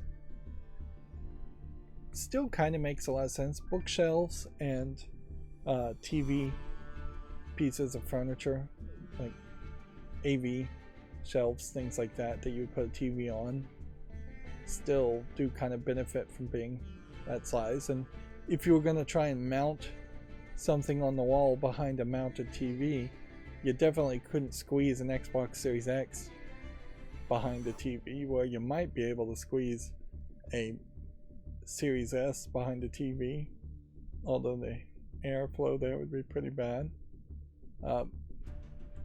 Noticeably, this also has Switch skins and Steam Deck skins, although it does seem like, again, the wraps are missing some of the more curved areas where you'd grip. So I would have to question whether I really would want a Steam Deck skin like that. It seems somewhat compromised. And maybe a new Steam Deck would try to approach that a little bit better, instead of just having a weird air vent in the lower left of the back side and having grips like that. Notably, Steam hasn't sold any special skins yet, or shown any hint that they would show any special skins. Alright, covering the regular news, since we spent a lot of time just playing Yu-Gi-Oh! Catching up there. Steam, on their announcements, did announce that there's a new event coming soon, but I would probably misspeak to say what kind of event it is. I think it's a strategy game event where they're going to promote strategy games. You could check out Viewfinder here and see that that is very positive. And so on that, don't even really need to put it on the wish list. I'll put it, on the fall list. I'll just immediately put it on the wish list. This is a game that potentially, if I had some extra cash to spend, I would buy right now and try and play, since I am a fan of puzzle games, and covering that day one would make some sense. Of course, that did not work the way I wanted that to work. Interesting, first time we were here, we had this big advertisement for Fires of the Rubicon, and now that advertisement went away, which maybe that highlights the level of advertisement you can get from Steam. But yeah, noticeably Steam is an advertisement company, and people kind of forget that. Let's open that as a new tab. Several other games here are very recognizable as far as special offers.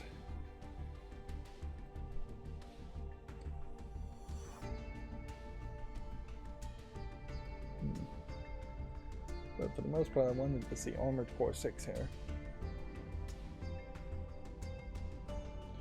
Armored Core 6 is doing very positively, 83% positive since its launch yesterday. But yeah, looking at the screenshots, a mech action robot versus robot fighting game like this looks absolutely nothing like Elden Ring. Nor do I even think it really plays like Elden Ring. So making that comparison seems incredibly stupid. I'm just gonna call it stupid. And let's just look at Elden Ring and look at the screenshots of that. Elden Ring is also very positive. Although at a certain level also, even if you were to try to follow the developers or the publishers from Elden Ring, you'd be following From Software, not just the generic publisher of Bandai Namco. And Fires of the Rubicon is not from FromSoft. But yeah, this clearly is a medieval fantasy with swords fighting horrific monsters game. It looks nothing like a sci-fi mech game at all.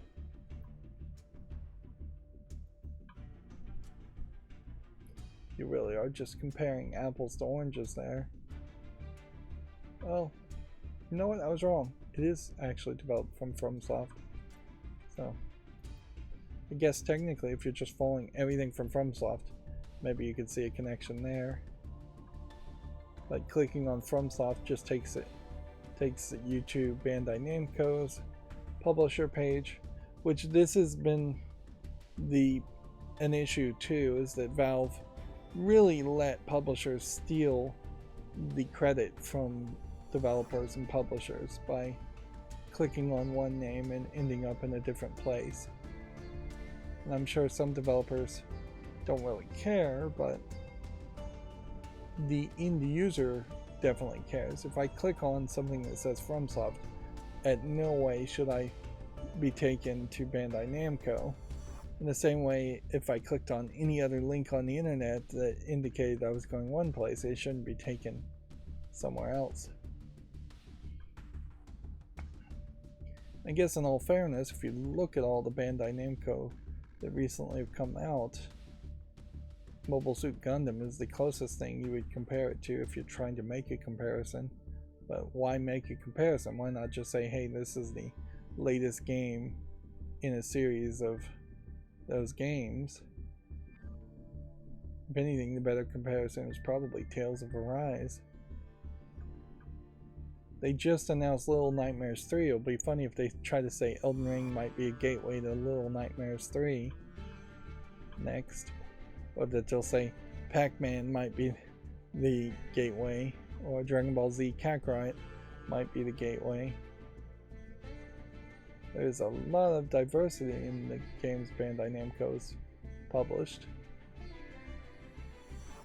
But there really should be some more honesty in the way they think. Otherwise, Bandai Namco just comes off as stupid. And using the phrase stupid is not something I use a lot, but in this case I don't know of a better phrase to use. Alright, going through the Video Games Chronicle articles. The Xbox Bus says current gen console prices won't come down like they used to. He also says a mid-generation refresh would create a ton of complexity for everybody. So yeah, we can see from that we're probably not getting a mid-generation refresh, although I don't really think they should do a mid-generation refresh. I think they should do a whole new generation, but I think they should probably start with something that looks and is priced closer to the Xbox Series S, and then announce a Pro a year later. I could also see them selling bundles more instead of full products.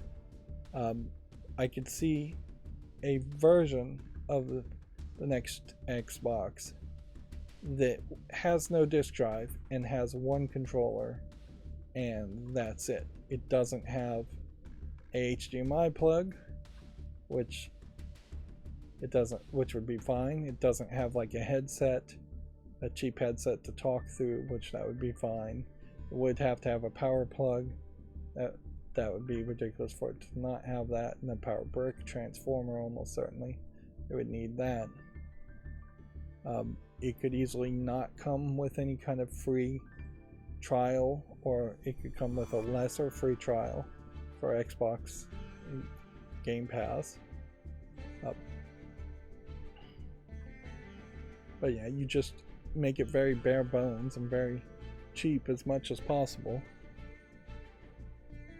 Then you sell a slightly more expensive bundle that does come with a disk drive and does come with a second controller and does come with a premium HDMI cord, and those would just be boxes within one big box.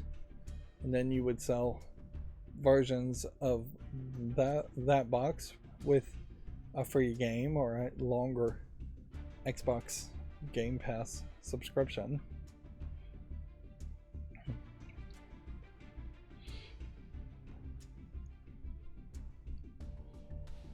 One of the things, unless Microsoft, it's very possible Microsoft will be outside of the realm of caring about this by the time they make their next Xbox, but one of the things it probably should have is it should have some kind of Alexa or AirPod, HomePod type functionality built into it. It would make a lot of sense that you could, it could listen to you, you could talk to it, you could have it play music when it's not playing a game. That would be a simple value add to add to it, and it would definitely be a feature that could lead to more sales and more advertisement things. Yeah, inherently you could sell the next Xbox with ads, and it could be considerably cheaper that way if it's just always listening to you with an Alexa, or listening to you every now and then with the Alexa. That kind of functionality would make sense.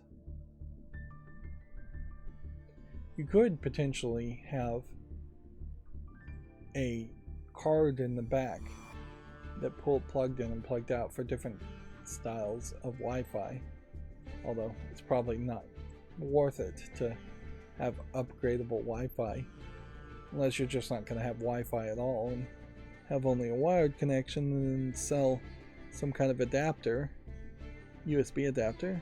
That might save you a few bucks, but it's probably not worth it.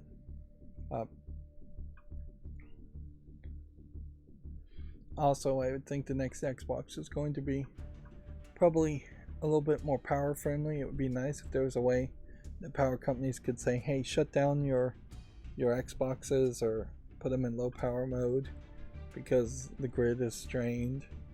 But it could be more power friendly, more green. They're pushing towards that, certainly.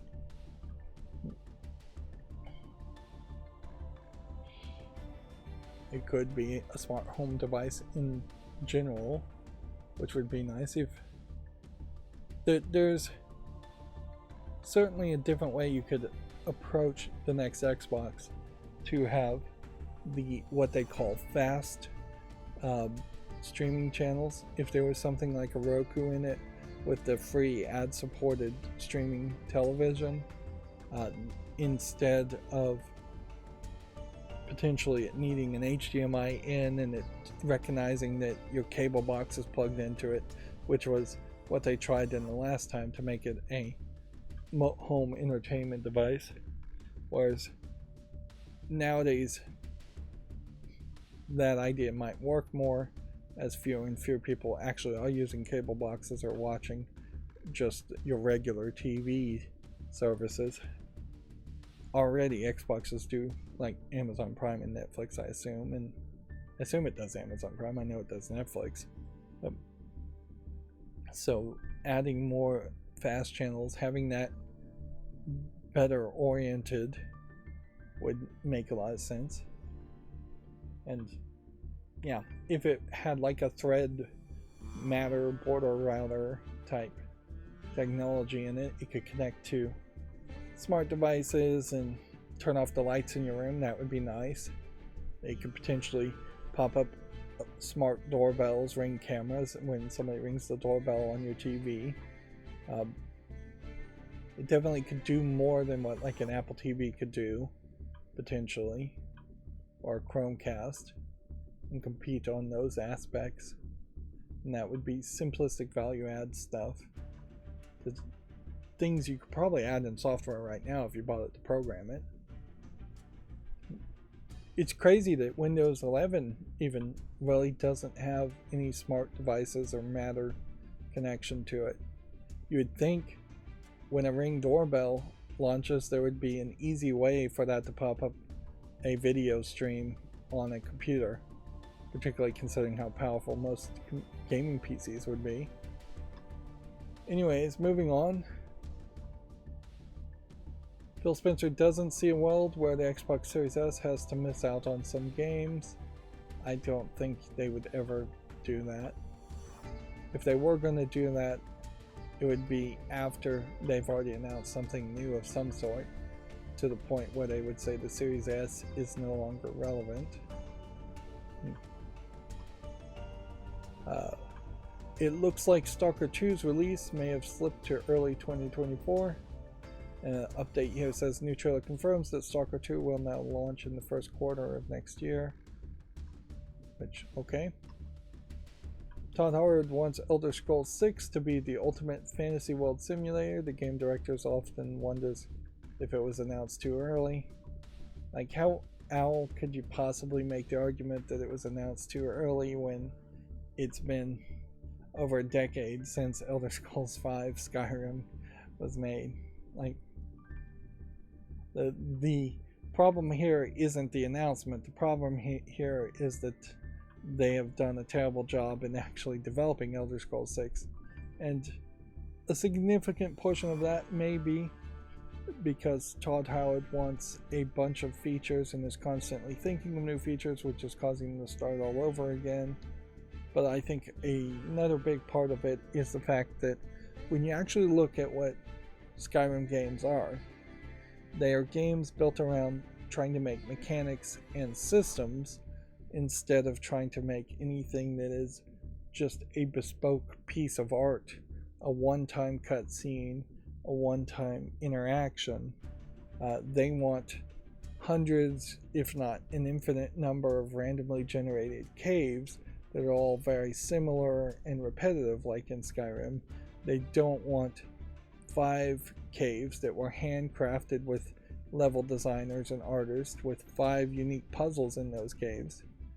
People really forget about how repetitive the dragon handle puzzles were, where you found the dragon key, dragon handle that looked like the claw of a dragon, and on the bottom of it was 3 symbols, and then you just put those 3 symbols into the combination lock and it unlocked the door.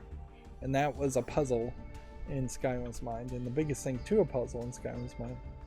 Whereas the good quality content that people love in Skyrim is the stories that are bespoke, written by actual writers, and the interactions that are bespokely written around those Daedalic weapons and the interactions with the important characters.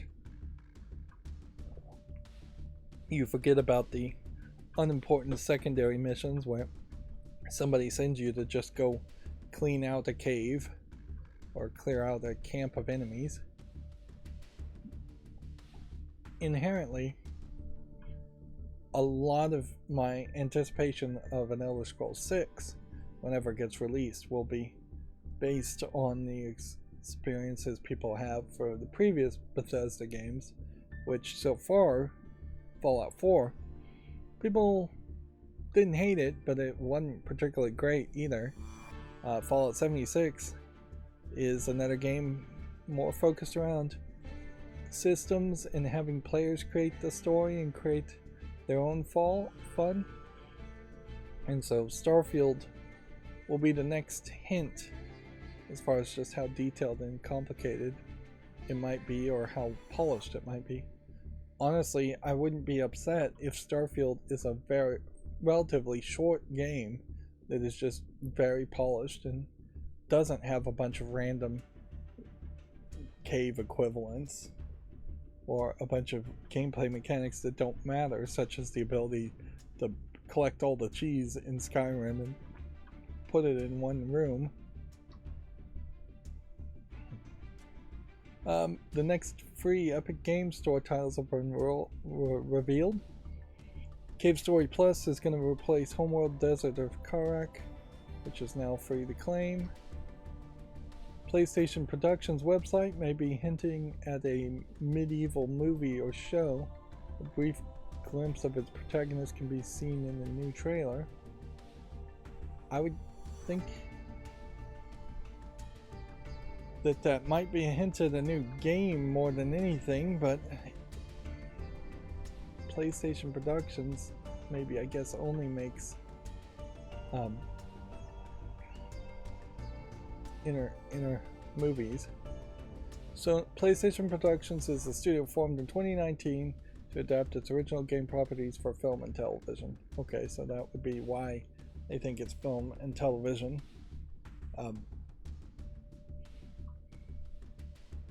At a certain level, I guess they are limited to using then Sony properties, and so this could very easily be a cheap animation that just ends up on a streaming service, or it could just be a demo they were showing off and it never goes any further.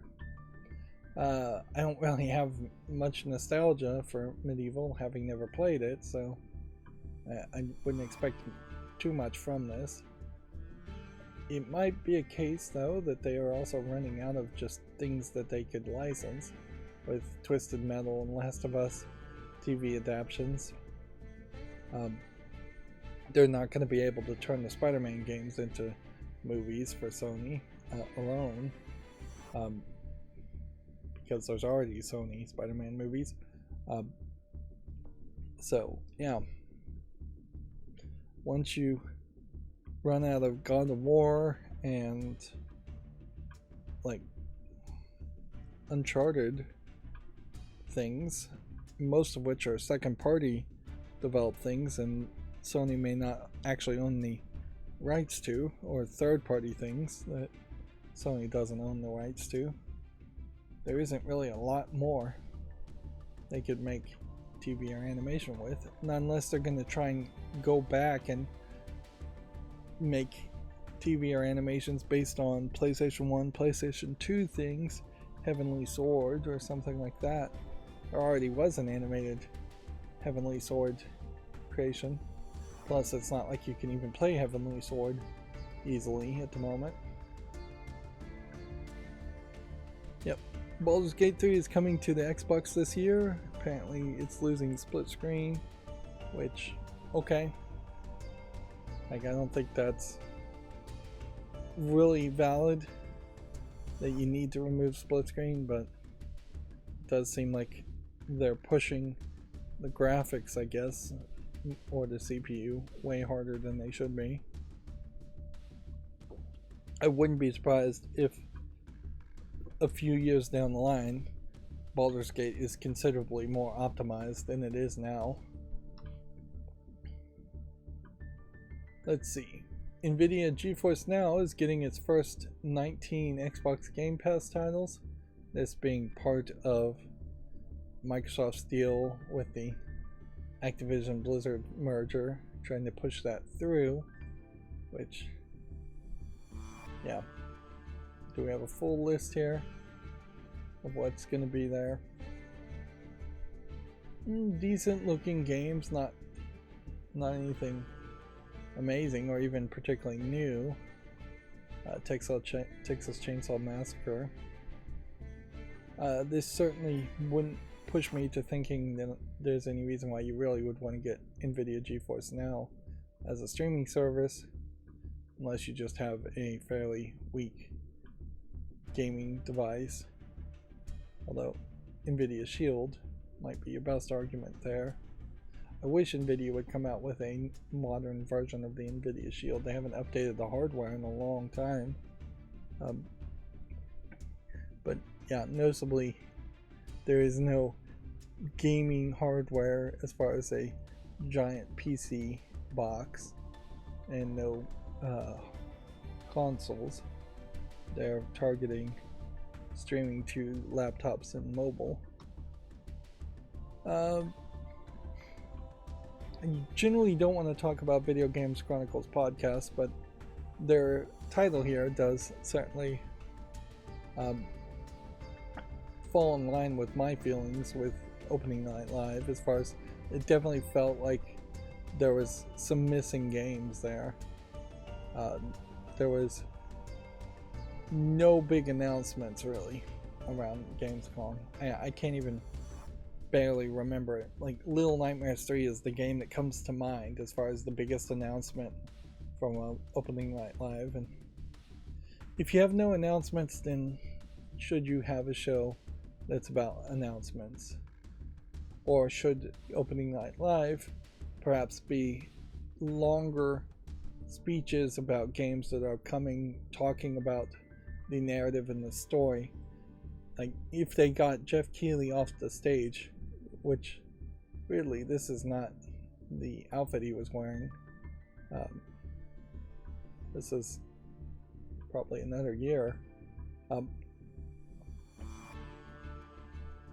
yeah, if they had gotten Jeff Keighley off the stage more often, brought somebody up who was the director of developing a game or a presenter who was here to talk about a game, and then they talked about a game, giving you a little bit of narrative, and then presented a trailer and had more hype and more clapping around those trailers, which that was probably another thing that was missing, is that they probably should have had the audience mic'd better, or they should have been faking a lot more clapping, or they should have just had more people in the audience who are being paid to clap at specific points and hoot and holler,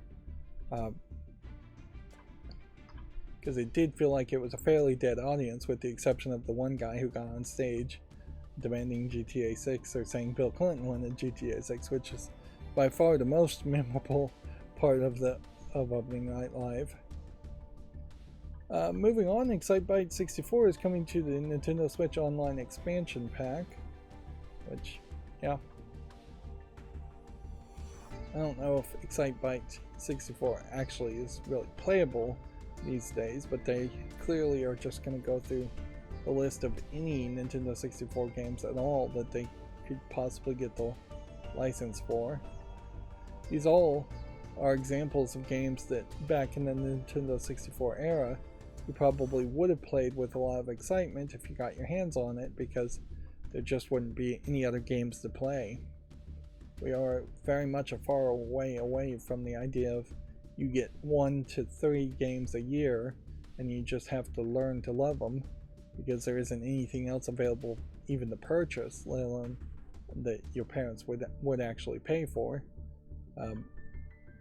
Nowadays with Steam and with so many old games that are way better than Excitebike 64, we have too much choice, and then it becomes a bit of a struggle to figure out what next game we want to play. I definitely struggle with that every time I finish a series, is that I have to think to myself, what's a good game to play next, or what's a game I'm in the mood for. Let's see.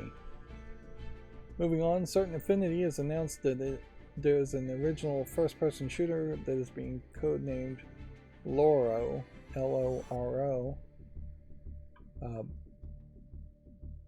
which I guess we don't have much else to say about that. We talked about the price cut, we talked about Dreadwolf getting delayed, we talked about the patch. Apparently a Starfield leaker has been arrested for allegedly stealing copies of the game.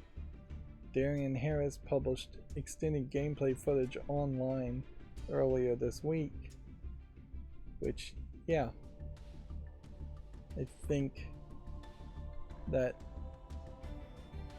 inherently would be one of the ways that you would get your hands on a game early. And seemingly he stole, they're saying, $2,500 to $10,000 worth of stolen property, and then a misdemeanor charge for $1,000 or less of stolen property. So it seems like he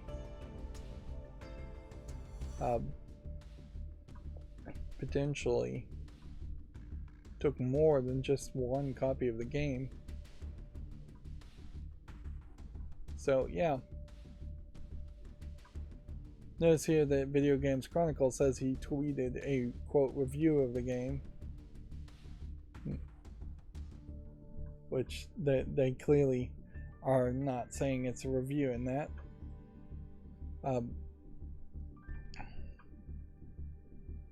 Let me shift the narrative here though and propose, not suggest anything, because it almost certainly, if you had done what I'm going to suggest, you still would be in big trouble and not actually been in any good kind of situation after that.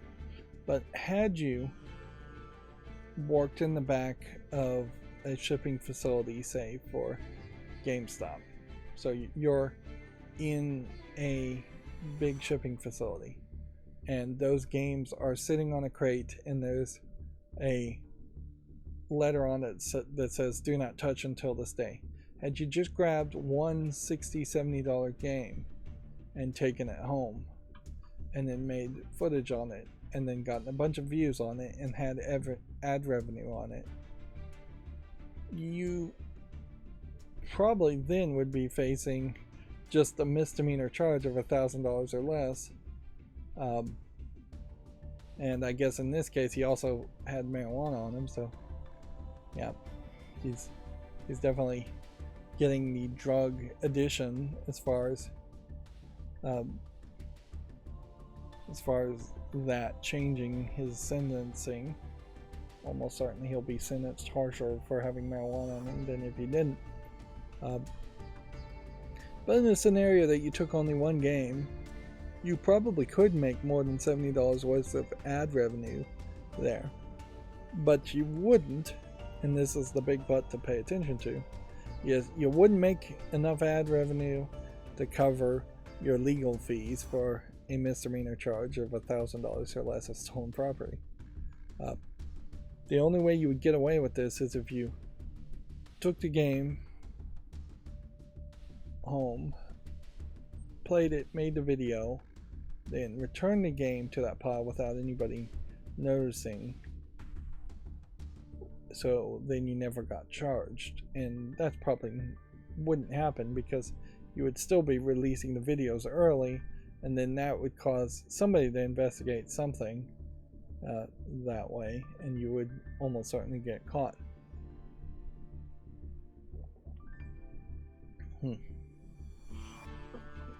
And while it is incredibly beneficial on YouTube to potentially have early access to games, if you can't get an early access code from the developers, you might as well not do anything. Just pre-order the game, have it purchased at midnight the day before, and that's the right way to do it. It's like, have the game pre-ordered, get it on midnight 12:01.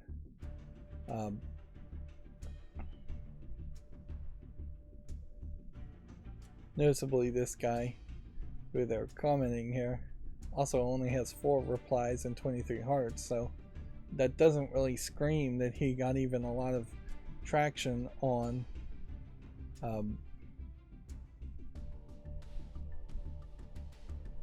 his videos or his tweet.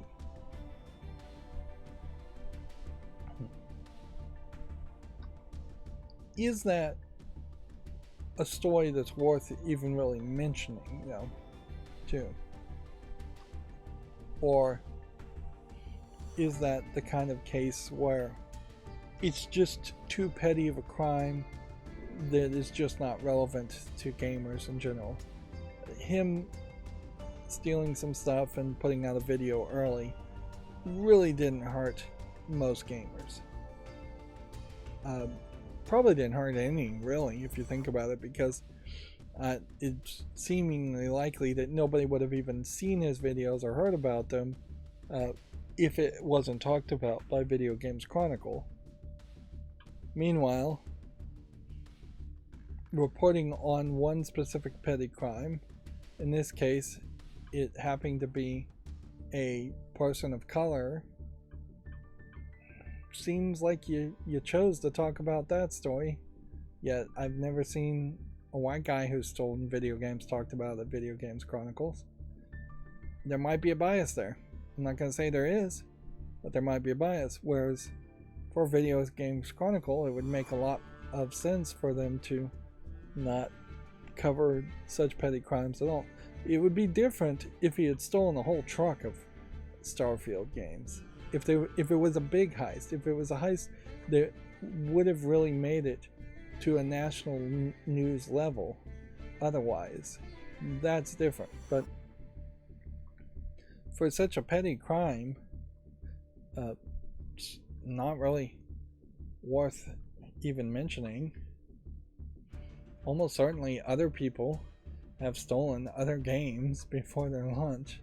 It probably happens on a weekly basis, in that games are in the back sections of GameStops all around. Maybe this is one of the few people who've been caught, or one of the few people who've streamed it, but there's this increasing desire in general for gaming news to turn into crime blotter news. Also, we've seen several cheat makers getting sued, and that being reported on more than it once would have been. And I guess inherently that was implying that game cheat makers were just being sued more often. Whoops.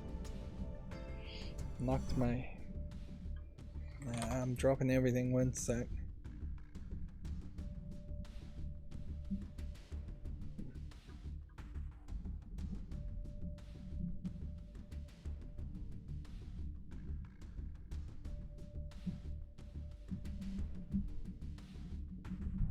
Forgotten how this whole thing assembles even. Alright, I'm gonna have to make some noise here. One sec, I'm gonna mute myself.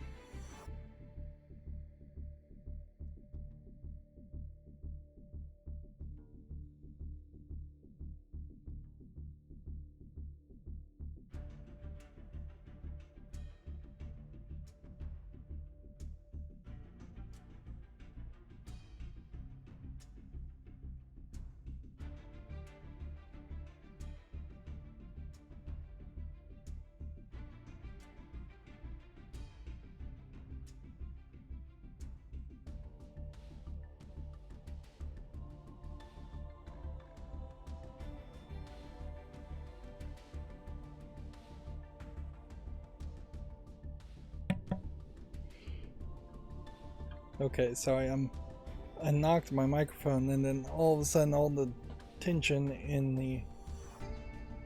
the pop filter and the sound isolation circle around it with soundproofing foam just fell apart. I'll probably have to deal with it more after the stream, but I think I've got it good enough for now. Meanwhile, I was also dropping my mouse at the same time. So, yeah. Swinging my hands around while talking too much. A lot of this news may be fairly old going to this point as far as Video Games Chronicle, so we'll try and burn through this fairly quickly. We already talked about that one, that one, that one, that one, that one. Is the PlayStation Portal with no new news. It is worth mentioning that when they announced this, they also announced some like earbuds and some other devices. So it wasn't even fully an announcement around just the PlayStation Portal, which in all fairness, PlayStation Portal just cannot do enough things that you could make a full announcement around it. It is very lackluster. I would say they should be getting really negative feedback as far as what they've announced, to the point where it should be put on hold, and then they should come out with a new version of it that can actually maybe act as a cell phone, which is not that important, but could connect to the internet and play outside of your own Wi-Fi and play games when not connected to a PlayStation 5, or just needs to be way cheaper in general. Price point may be the easiest thing to change. Hit my microphone again, and yeah, I'm sure that's gonna, yeah, it's just slightly falling over.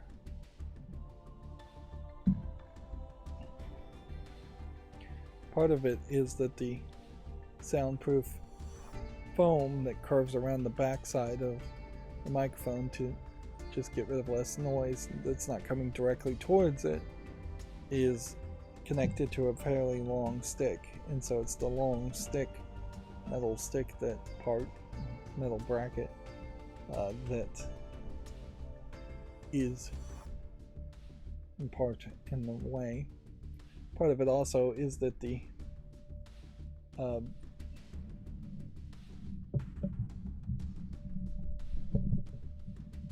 me try that. Move the microphone up a little bit. The Blue Yeti is a very heavy microphone in general.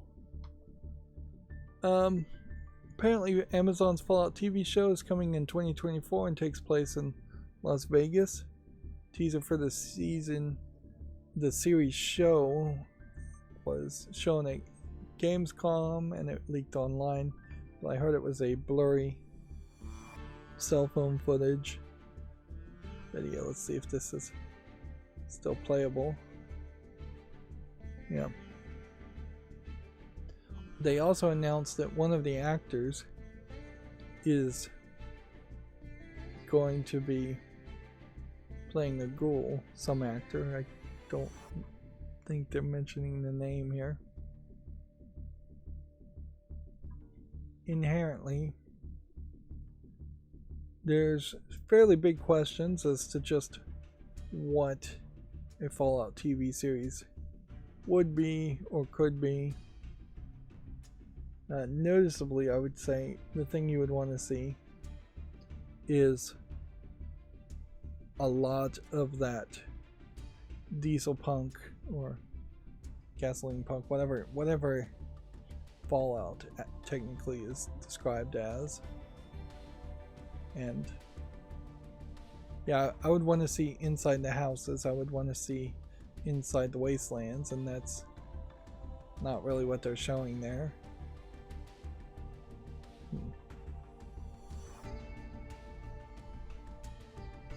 So yeah, that leaked video certainly not making me super hyped around it. I'd give it a chance, certainly. Although weirdly, you also have the competition of that Apple show, Shelter, that Apple TV show.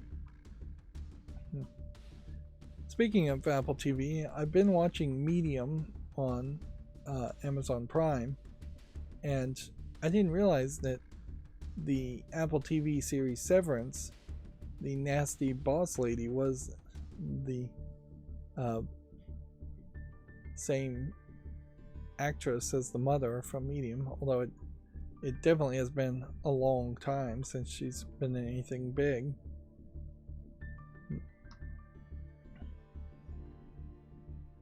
Let's see.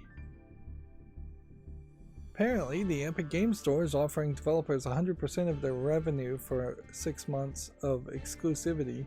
This move is designed to make more titles Epic Games Store exclusives. Alright,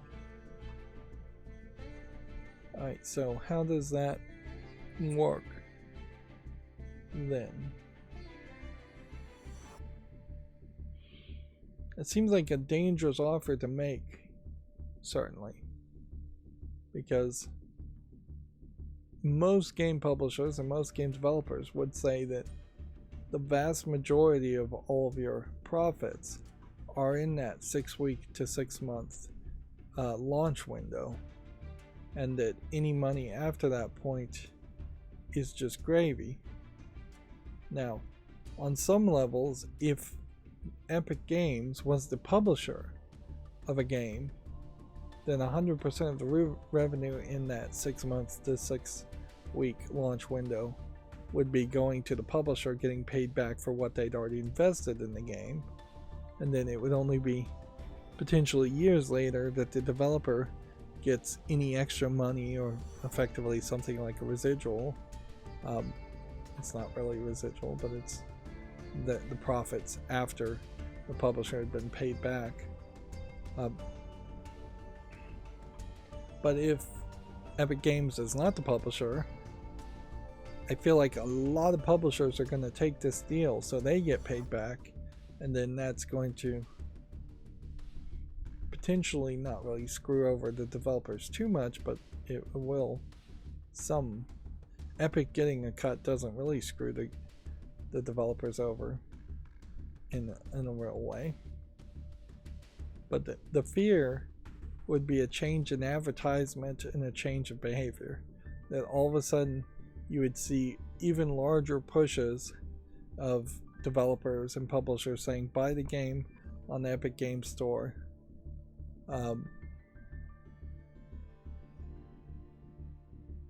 So that we can make more money.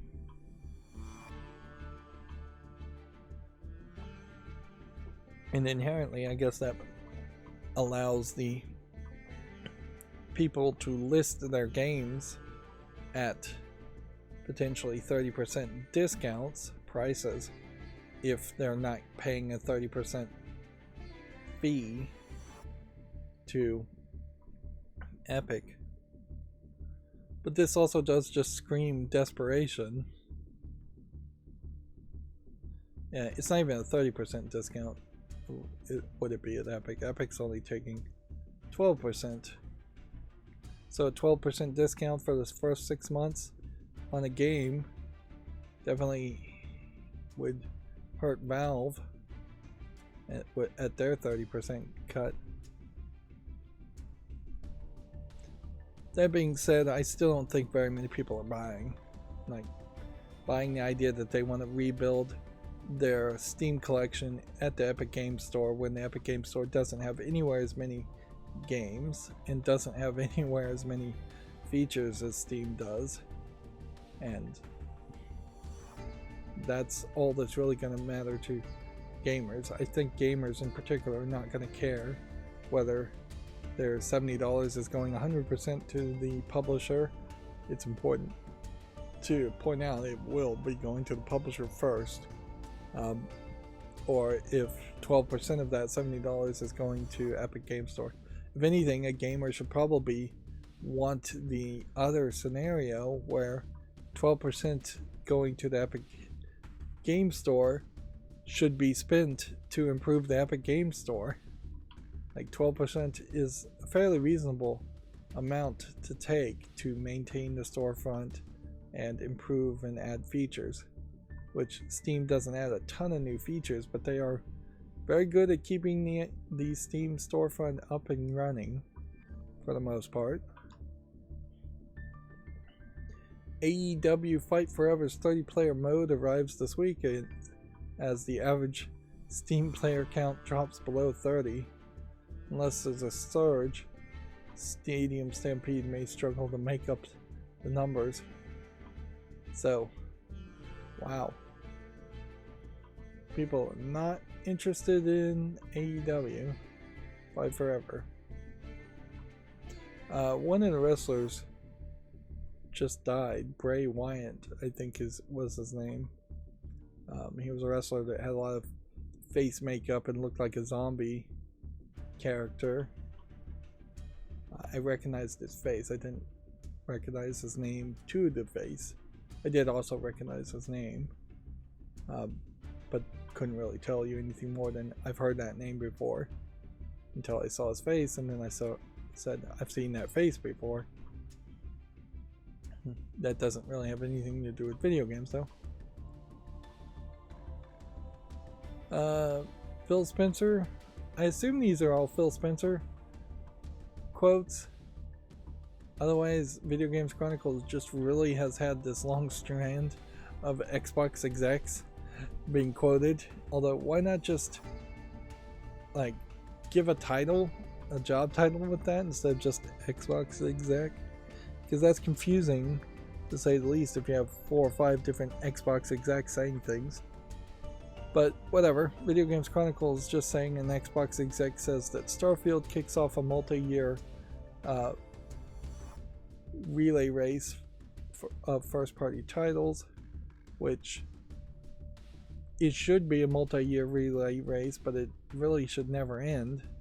Like, there should always be first-party titles just about to come out from Microsoft and Sony, and if there is any break in launches of first-party titles, they better be licensing third-party titles to fill in those gaps. Gamers always want new games, and they've been very bad in the past couple of years of actually delivering new games, particularly when you realize that a lot of the new games are not good. Following the quiet 2022, Microsoft has a busier release schedule planned for the next few years, which that might also indicate that finally, with Larry Arb leaving, there might be somebody different in charge as far as handling the scheduling, although it may have nothing to do with Larry Arb actually leaving. BioWare apparently is laying off 50 employees. General manager says BioWare must shift towards a more agile and more focused studio. They basically always say something like that, which means basically nothing other than we're laying off people, and it always comes off like they're laying off people for not really the reasons that they claim. I mean, inherently, if you're running a business correctly and you have a bad employee, you would fire the bad employee immediately, or at least start the process of firing the bad employee immediately. You may have to write them up a couple of times, you may have to establish a pattern of not following instructions or bad behavior in some other way, but you don't wait until you have a list of 50 people to lay off. Laying off is different than firing, but inherently, if you can lay off 50 people, you had 50 people who are not pulling their weight in the company, and so it probably would have been better to one by one say, hey, you know what, you're not a top performer here, you're not pulling your weight. Let's see, apparently more temporary PS5 price cuts are coming to Europe this week. Modern Warfare 3 multiplayer beta dates have been announced. Let's see, do we have the actual dates here? Friday, October 6th until Tuesday, October 10th, exclusively on the PS4 and PS5.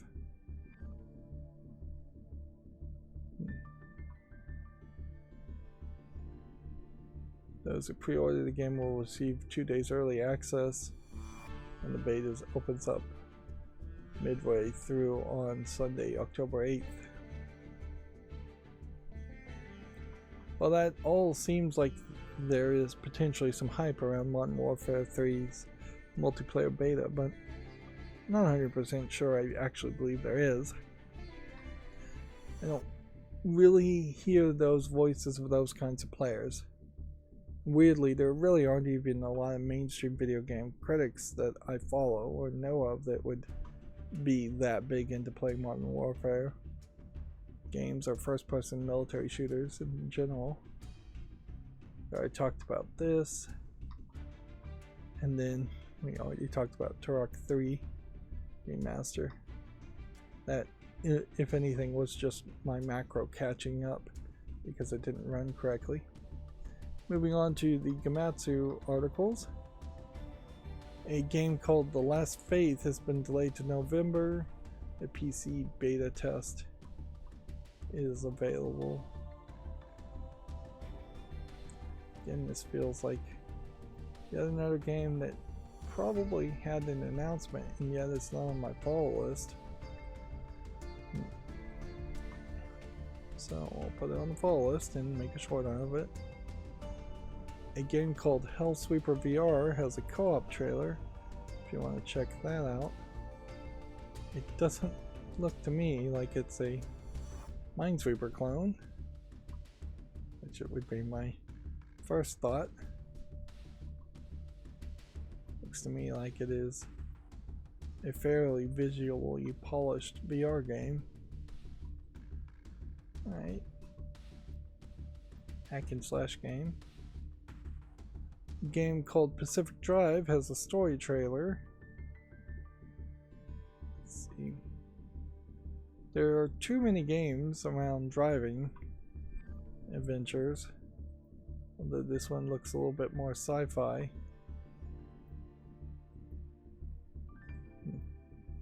I vaguely recall this one being announced. I feel like there definitely is too high of a percentage of games that get announced and then it's 6 weeks to 3 to 6 months later before they get a listing on Steam. It would be nice if I guess maybe there was a different way to mark a game as mentioned, but it would be just an extra middle step certainly too if I was making some kind of calendar for every game announced or some kind of list. A movement-based time travel racing game called Phantom Spark has been announced for Switch and PC. It's fairly pinkish, but yeah. Again, just trying to commit to the idea of anything bothers to announce itself, it should probably get a Steam follow. YouTube short. Europa, already knew about. This looks a little bit anime Ghibli-esque. It'll be interesting to see if it comes out to good acclaim or not. Scorn for the PS5 launches October 3rd. So we've already I think put Scorn on the wish list. Weirdly, it's not on the wish list. It's weird, it's mostly positive, but it's right on the edge, so maybe this is a case where a game was somewhat negative before and the opinions slowly turn towards positivity. I think in part that is very believable because Scorn really sold itself more like it was going to be maybe a horror puzzle game, and then it seems to be more of a shooter game than you would think. They may have also just in general improved how it plays. A side-scrolling platformer, Symphonia, has been announced for console and PC. Interesting, why does it say console there? That is almost certainly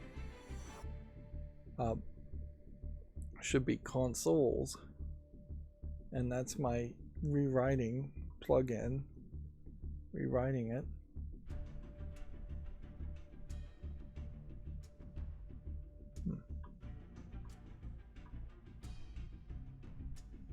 Yeah. The tag here says just PC also, so maybe they are writing console. Specific console platforms were not announced. So I thought that was my rewriting thing, changing PlayStation 5 to a list of consoles like PlayStation 5, Switch, PS4, Xbox One, changing it just to consoles, but no, that's what the text actually says, is just console. Weird. And they're not going plural even on that, so it's coming to one console. Which, looking at the game, I would think you'd probably shoot for the Switch first. Otherwise, you're shooting for a PS4 or PS5. A game called Dome King Cabbage adds a Switch version.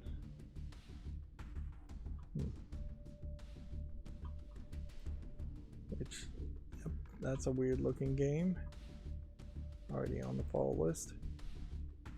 An alternate history 18th century Europe tactical RPG called Hexen Hunters has been announced for PC. Let's see what that looks like. It's kind of got a cartoony color palette to it. I can see something here. This might be like Darkest Dungeon if you wanted Darkest Dungeon to be more of an RPG. If anything, this looks exactly like the layout of the City of Darkest Dungeon. Turn-based tactical RPG though, even though the visuals look different, really wouldn't be that different from Darkest Dungeon. Of course, if they just balanced the difficulty and made it more easy, Darkest Dungeon would work overall. A lot of these characters definitely feel inspired by Darkest Dungeon too, also. A game called Hell's Gate has a gameplay overview trailer. Have we got that on the fall list? Man, I almost wonder if I'm missing things. Or things are falling off the fall list somehow. Because I know I've seen this game. The only thing I could think is that I, for some reason, chose not to put it on the fall list. And I could kind of see a reason, maybe, why I would have said no to this. But I was being too picky if I did say no. Tormented Souls 2 announced for PS5, Xbox Series, and PC.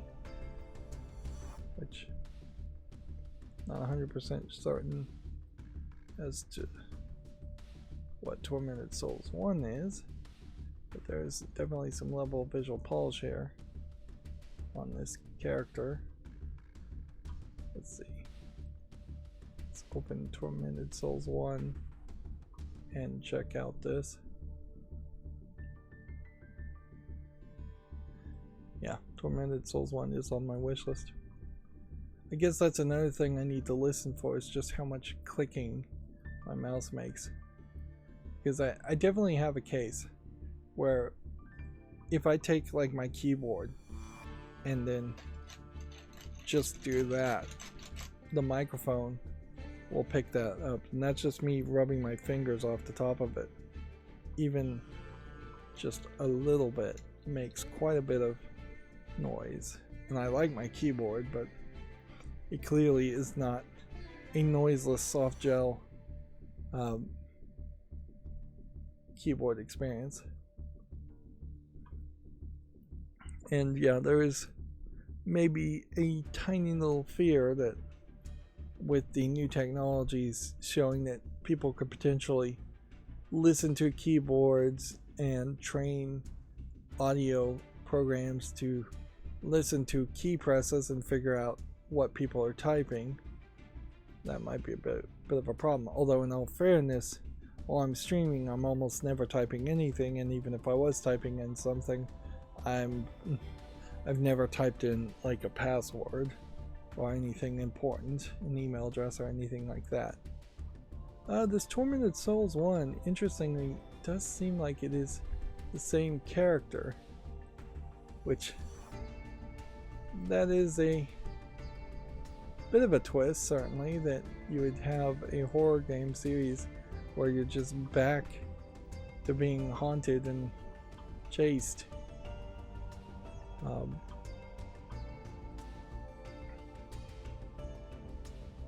But yeah, I guess if you have a kind of interesting looking lady with a eye patch on.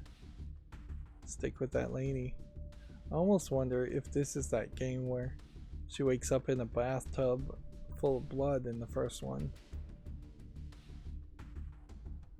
Let's see. Moving on.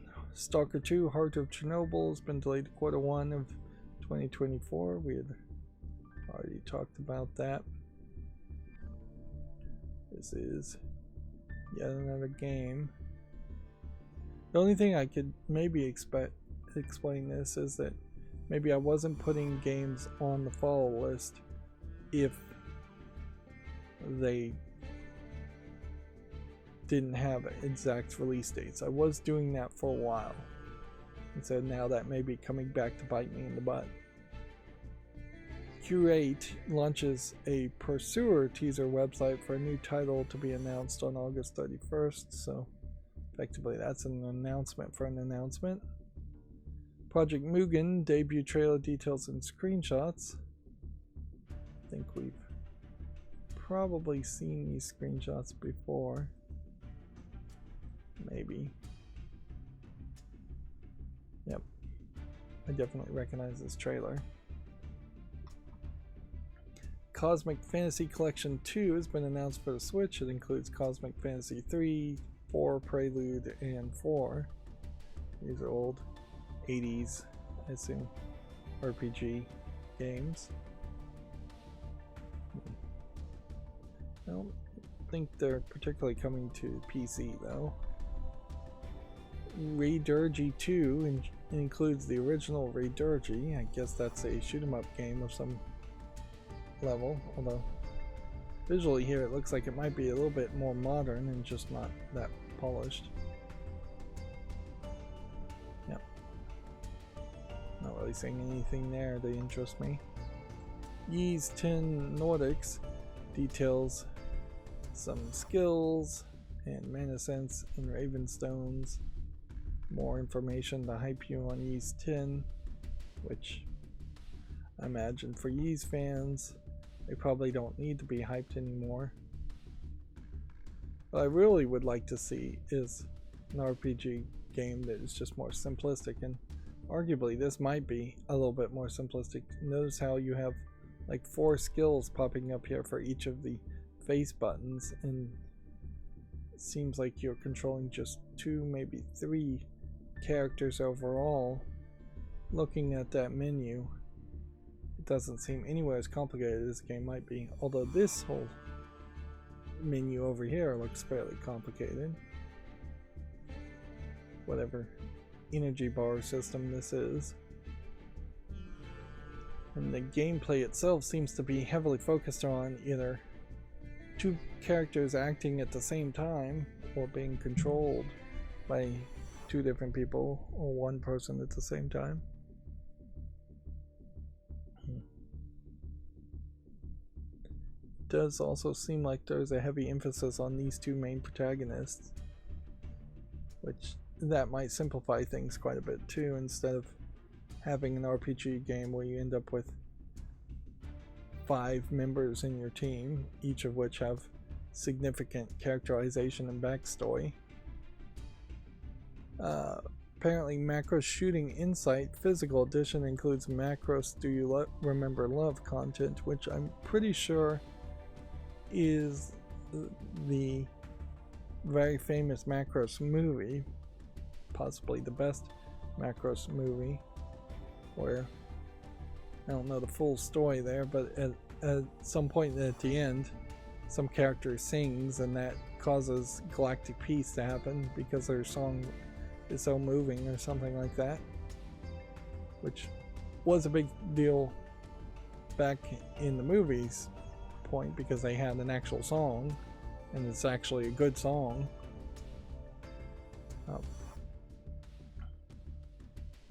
So by including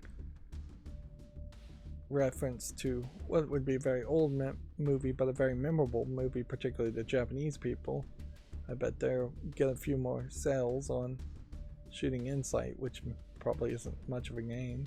It's probably just a shoot 'em up if I was to guess. Is that what? Yep. I don't know if I would inherently think that Macros is a story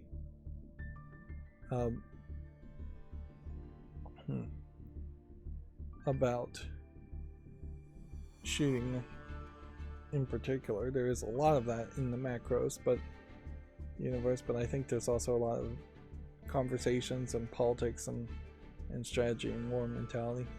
Yeah. So you saw at the beginning here, they're saying for the 40th anniversary of the landmark sci-fi anime. So you're talking a very, very old anime at that point. And then they're showing multiple people when really I thought it was just one person.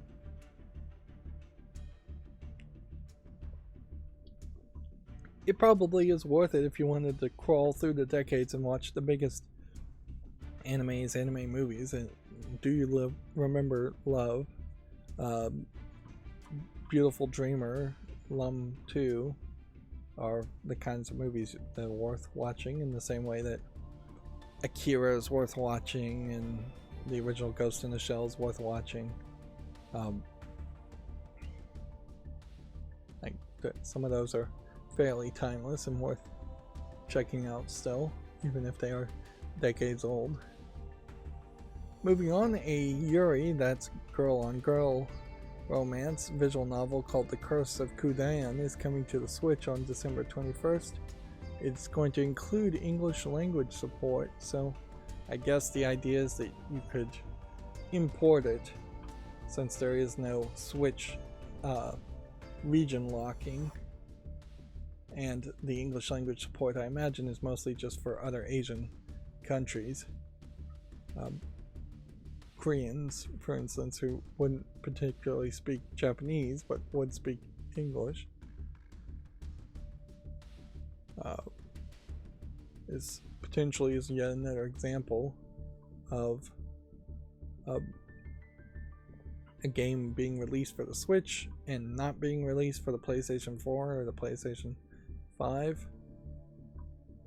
First launched on PC in Japan in 2019, followed by iOS and Android in 2019. A English version was released for the PC in October 2029. None of that says it's on Steam though. So, yep, this one never came to Steam. Although, in all fairness, for anime styles, if all the characters are drawn this way, it probably wouldn't really fall afoul of Steam's censorship, even if it is Yuri.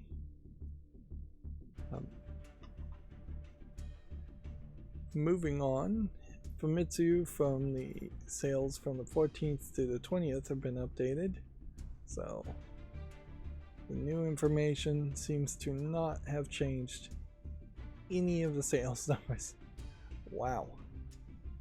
There's not a single thing here that's labeled as new. So, Nintendo Switch taking top 20 spots, 21 spots, with Gran Turismo 5 in the 22nd spot, and then Final Fantasy 17, 16 in the 28th spot. And otherwise, of the top 30, the rest are all Nintendo Switch, which really highlights how successful the Switch has been. Now, hardware wise, PlayStation 5s are still selling particularly well, and Xbox Series X are selling particularly well, but software wise, the thing that actually would have made PlayStation money, it's not selling particularly well. And you can see why Sony would release the PlayStation Portable, in the hopes that maybe that would confuse some people into buying it. Not the PlayStation Portable, it's called the PlayStation Portal. I could see them selling that in the hopes that people in Japan would buy it, thinking that it could play games on its own like the Switch could. But that really is just going to erode trust in PlayStation if people do buy it, not understanding what it is. And inherently, it would just make a lot more sense for them to make a new Switch competitor of some sort. It wouldn't have to be that powerful anyways. It could be even running on similar technology to what the PlayStation 3 is. It would be a weird thing to do, certainly, but if they took the general hardware concepts of the PlayStation 3 and made it into a portable device, then they could resell all the PlayStation 3 games that weren't backward compatible with the PlayStation 4. Or you don't do that crazy thing, and then you just take hardware that is as powerful as a PlayStation 4, or even maybe a little bit weaker, and you sell it as a Steam Deck type competitor. Even if you have to jack up the price and it is like a $500 device, having Sony behind the name would convince a lot of Japanese people to buy it. And I still wouldn't be surprised if they do actually release some kind of Switch Deck competitor or Switch competitor. They may just be waiting to see what Nintendo does before they announce something, and the PlayStation Portal may be one of two projects that were being developed in parallel, and it is the project that they are selling right now to get rid of so that they can sell something else later. Although it is kind of weird that Sony doesn't really have a lot of phones or gaming phones that they promote either. They probably should be in the phone business, a gaming phone, at least having one model. Apparently No Man's Sky Echoes update is now available. Explore the mysteries of the autophage. I would like to see where Steam feels about No Man's Sky at this point. Last time I checked, I think people were fairly happy. This is a long list of updates. Yeah, people weren't happy with No Man's Sky originally, but yeah, you can see how it's mostly positive. I guess in this case I probably decided to not play No Man's Sky. And it would be really hard to justify playing No Man's Sky at this point when Starfield is so close. It would just be more relevant. Unless Starfield really sucks in comparison to No Man's Sky. Yeah, how many people are still playing? Today's peak was 14,000, which is still a decent number for a game that came out in 2016.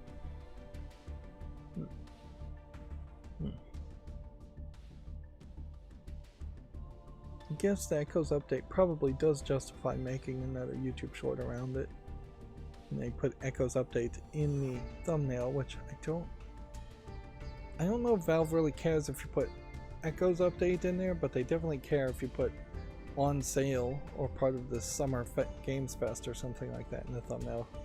I think in general they probably should just say don't put any kind of extra update or change your thumbnail at all. They probably should have a fairly tight approval process for all screenshots and thumbnails, with somebody actively looking at everything and then locking it down and not changing those icons without more work. A game called Dark Envoy for PC launches October 24th. RPG adventure with tactical real-time combat. That screenshot does not look particularly good. Some of these other screenshots too don't look amazing.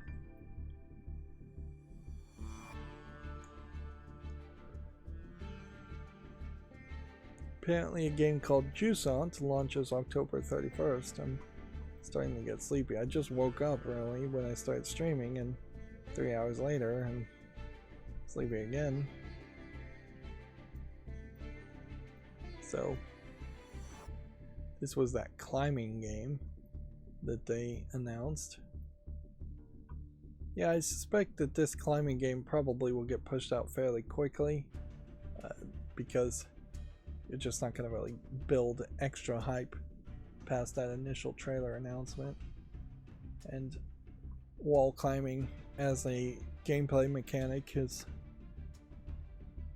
not been copied too much, but jumping and going higher and higher certainly has, and so there's a dangerous parallel there. Stalker 2 Heart of Chernobyl Bolts and Bullets trailer is available on Gematsu if you want to check that out. A Spirit Hunter Deathmark 2 has been delayed to February 2024 in the West, and the PS4 version has been dropped for a PS5 version, which I wouldn't be surprised if it's actually fairly easy to call a PS4 version the PS5 version for a lot of games. This looks like a Asian horror game of some sort. I'd assume it's a visual novel. Yep.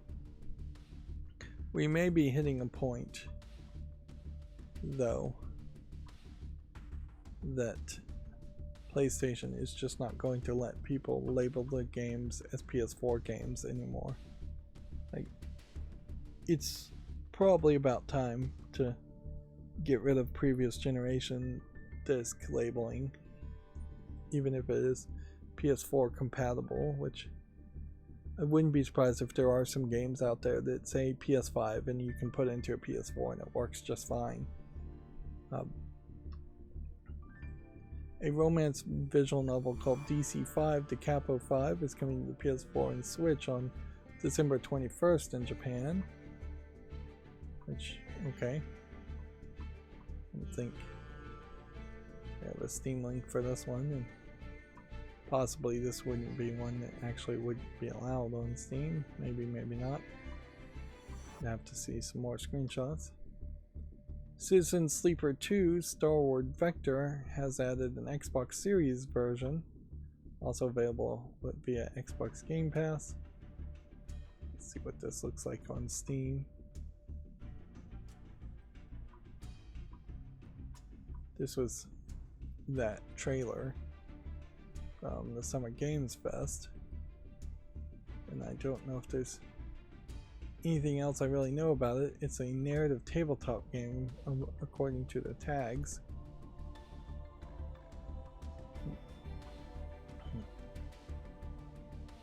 Let's see. See if this trailer shows us anything more, because that was the way it looked before. It's just this art style that feels like it was a cutscene.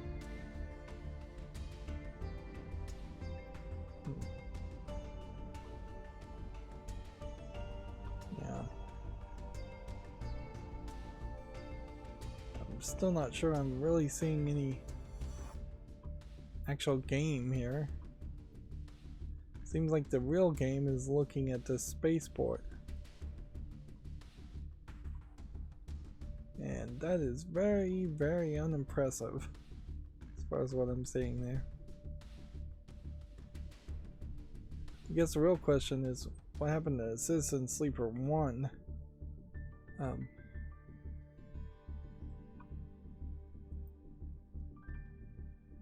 Let's see, if this is Citizen Sleeper 2, can we find a link to Citizen Sleeper 1? Yes. It's rated very positive, and a 94 percentile. It's still kind of hard to figure out what the game is, but I'd say these screenshots are doing a much better job of showing me that it's some kind of tabletop RPG being converted to a digital form factor. And so there probably is a lot of fandom coming to Citizen Sleeper from playing it in the real world on a tabletop. We talked about Baldur's Gate 3 coming to Xbox Series in 2023. Sony Interactive Entertainment is going to acquire the audio technology company called Audi's. Audi's is going to continue to operate and develop products for multiple platforms. I've never heard of Audeze before. Apparently, Audeze is a premier brand for headphones, and this acquisition highlights Sony Interactive's focus on innovation and providing the best audio experience for PlayStation players. So, seems like they acquired a company so they could sell headphones or earbuds. Again, I doubt you would get a PlayStation 5 that by default gives you a pair of headphones always, but I could certainly see it being sold as an accessory. Having the knowledge and experience of making good headphones does absolutely nothing to make a game developer implement good audio in the first place, so you can only do so much there. Although in all fairness, if with every game development kit that you sent out to a game developer, you also handed them a bunch of headphones and said, wear these headphones when testing, and we want the audio to sound amazing in these headphones, that would be somewhat helpful. We've seen many dev kits shown. I've never seen a dev kit to include a microphone, headphones. Often it doesn't seem like they even come with controllers of any sort. They seem to be more mouse and keyboard capable. That's another thing certainly that the next console, whether it's a PlayStation 6 or an Xbox, should have, is instead of just having like an Alexa style speaker, it should have a really good speaker that could act as a sound bar, or at least as a central speaker or a subwoofer, something to add extra audio effects potentially. If you have a speaker at the top of a box and it can direct its signal in multiple directions, you could potentially bounce things off the roof and give a decent fake surround sound without adding more speakers. Or at least you could find some really room-filling audio.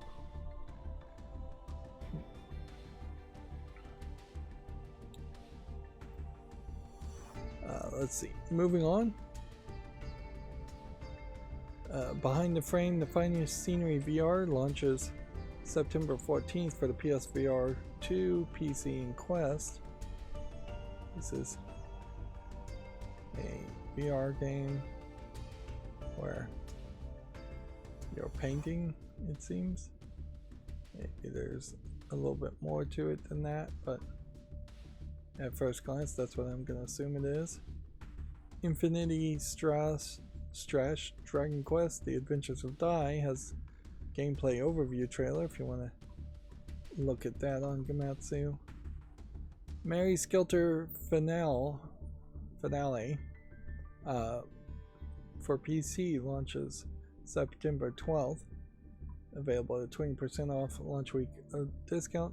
Now I'm not sure if this is going to be on Steam, just looking at how you have an anime girl here who seems to be showing quite a bit of cleavage and quite a bit of skin,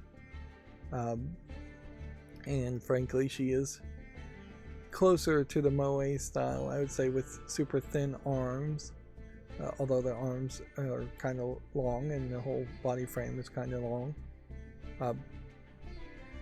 but I feel like the Mary Skelter series may have been one of those series that had some trouble on Steam.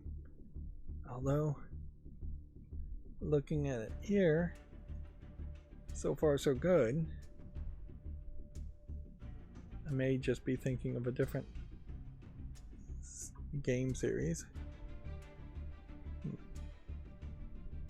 It looks like it's a dungeon crawler style game series. But this would also be the last installment of the Mary Skelter series, so probably would want to go back and invest in some of the others. Here you have another demon girl who's basically naked, although weirdly not in the adult section. A lot of death, blood in the game, however most of the death and killing is described rather than shown directly. A lot of fantasy violence against monsters in gaming. Additionally, there are many instances of suggestive or revealing outfits and innuendo. Yeah. And that's an interesting description, mature content description, certainly, because they're saying, hey, this game has a whole bunch of violence and death and killing. Focus on that. Don't Steam censorship, don't just focus on the fact that there's some anime girls showing skin.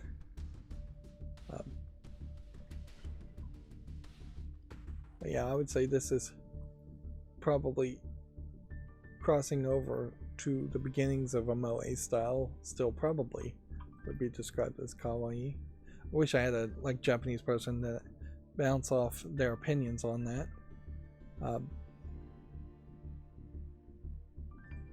My other question though is, could you find me other Mary Skelter games?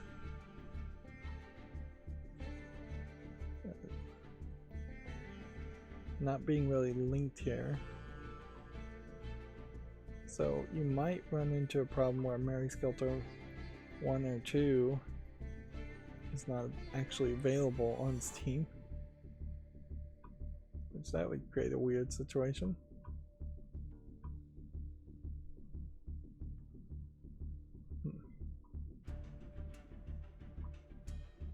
It's a lot of DLC for these types of games too.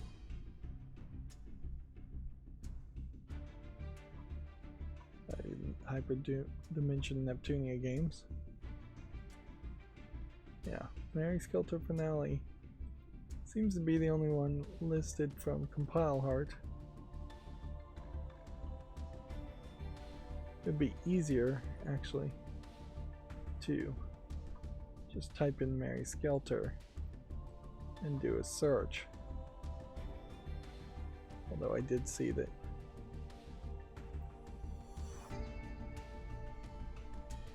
the list was coming up. So yeah, Mary Skelter Nightmares and Mary Skelter 2 both are on Steam. Very positive 80%, very positive 85%. So this is a series that has a pretty long following of success. Now arguably this might be the kind of game that should be in the adult section, and if it was in the adult section that was surfaced more and people actually saw it, and people didn't have such a problem with games being put in the adult section, then this would raise the bar as far as the quality of adult section games. Although there may not be enough blood and violence or lewd outfits to justify that. Anyways, moving on. We need to really hurry. It's been I'm getting worse and worse at this apparently. Phasmophobia for the PS5, PSVR 2, and Xbox Series has been delayed to October, which this looks to me like it's just a horror game, but weirdly it is very positively reviewed, so there's something I'm missing here. Although this is possibly a game that also only makes sense if it's a 4-player co-op game. Yeah. It's not something that makes sense if you're going to just play it single player. Nintendo 64 and Nintendo Switch Online adds Excitebike 64 on August 30th. Here you can see the screenshots of Excitebike, which, yeah, fairly low polygon. Although in all fairness, there definitely are some low effort games that are just as low polygon or as ugly as this game is. They are coming out even today. I would say Excitebike 64 probably did do a decent job of trying to make a fun gameplay mechanic and experience. Ballast of Phantasm Soldier Collection 3 launches December 7th in Japan. You can see this is including what looks like a soundtrack and some pencil board posters, mini posters, and the game and the giant box. And I don't know what this is supposed to be. My Dear Maiden.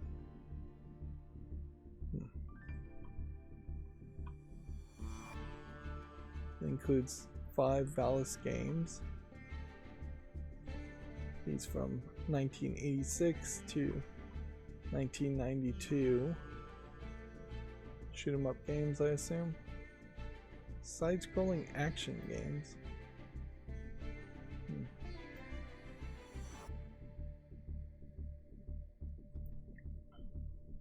Yeah, this is really just a collection of games that I don't believe ever actually came to the West. So they probably have some major fans in Japan and maybe in Asia countries in general, but never made it over. There is something to be said about the potential improvement as far as fan mods. Like, the spirit was definitely willing in the old days to have fan mods that would try and translate a Japanese game into English, but the ability for people to actually read Japanese and translate it to English was fairly low, and the ability for people to communicate and work together was fairly low, and you inherently would have to do some pretty crazy things if you were going to, say, get a copy of Valis 3, let's just say, the Phantom Soldier Valis here. In 1986, you almost certainly would have had to have somebody who had some other reason to go to Japan to buy this MKISR PC 8801 disk, probably a floppy disk. You probably might have to buy a PC 8801 or MKISR computer and take it home with you from Japan too.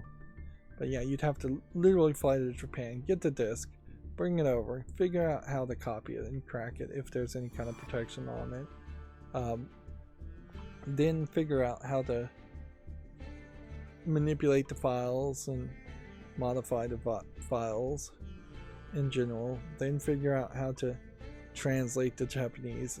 It just was a lot less likely that somebody would put in the money and effort to do that, particularly for one game. Obviously, you would go to Japan and buy a bunch of games if you were going to do that, but there's not a large amount of profit from doing that back in the day, or even now. Compared to modern efforts, a game like this will be released just on the internet. Anybody would be able to download a ROM of this nowadays, and you could easily get a team of 3 to 5 people who understand Japanese enough in reading it to translate it, or could just use Google Translate to even translate it. Which does beg certainly a question as to why some of these companies aren't just having really cheap translations to English to add English versions to their games and listing it on Steam. Instead, they are paying a lot of localization companies probably too much money to localize things in a weird way. Although, in all fairness, Google Translate from Japanese to English is probably not going to be very good writing, and they might be wise to pay a localizer to put a better foot forward, even if a localizer might not be the best localizer out there. Moving on, Ys 10 Nordics Systems introduction trailer is available if you want to check that out. I kind of do. Seeing that there's just 5 stats here, and that is the character stats is inspiring me in part to say that this game does look like it is a somewhat more simplistic action RPG. So the Yi series in general might be the series to play, or maybe just Ys 10 Nordics might be the game to play if I was going to try and delve deeper into Japanese RPG games. D3's publisher is going to unveil Project CMW for the PS5 and PC on August 29th. Effectively, that's an announcement for an announcement. Luna Abyss Incarcerate trailer is available. It looks like a weird trailer. Let's check it out. I'm still playing my favorite mobile game, Destiny Child, the anime girl gacha game. It is on the verge of being shut down in about a month, but I'm doing the last bits of everything that I can do to wrap up the game in the memorial version that they're going to release and have everything unlocked. Right, so you had that weird big head, and then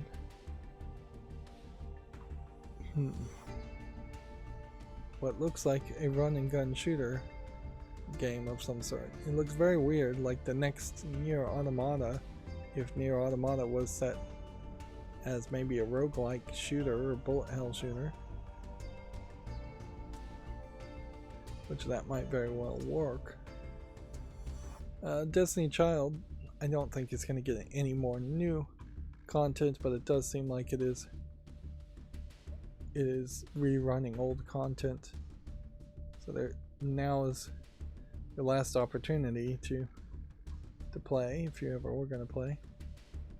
And I am trying to get into a replacement game called Tinka Fuma, I think is the name of it, which is just straight up an adult game. But it plays very much like Destiny Child, so that's the best suggestion I've seen so far. I would get away from the lewd part if there was a gacha game with even slightly interesting looking characters in general. But yeah, I haven't found anything. Right, so some kind of prisoner lady who seemingly has to first person shooter away through a bunch of monsters, and the more monsters you kill seems to reduce your sentence. Well, Luna Abyss definitely looks weird. Looks like it could be something.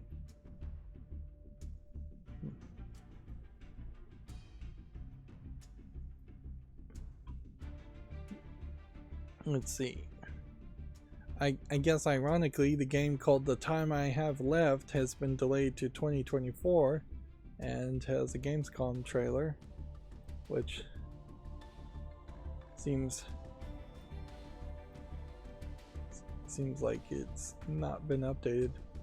I'm noticing that the dates don't seem like they get updated particularly fast on Steam, whereas it feels like it would be really easy to update it. I really don't have time to watch trailers, but would be somewhat interested.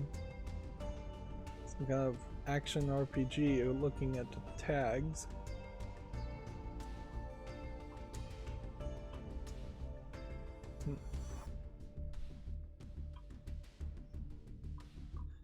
If anything, this looking at this trailer, it feels like it would really just be a platforming running game.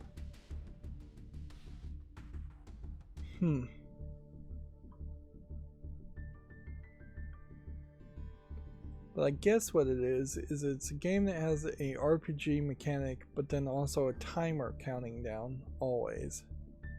So you're trying, I guess, to escape some area as fast as possible while monsters are slowing you down.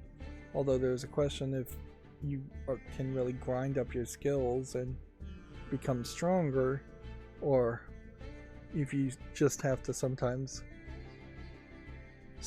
waste a bunch of time in a fight.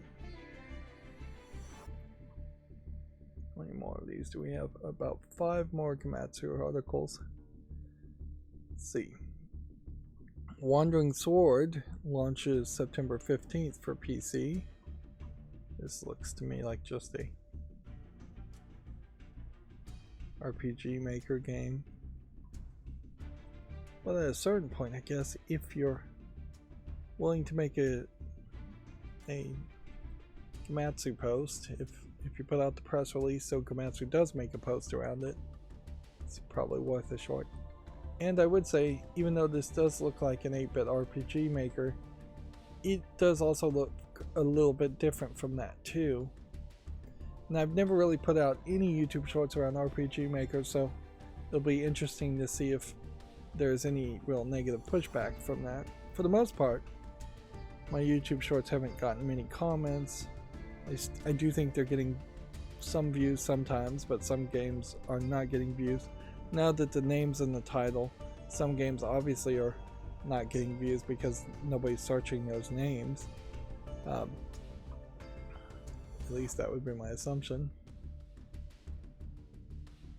as to what's going on. Grind 2 has a trailer. Yep, I already put that on the fall list. The Thaumaturg launches in 2023 and has a Dear Victor trailer. Sounds like it might be Russian.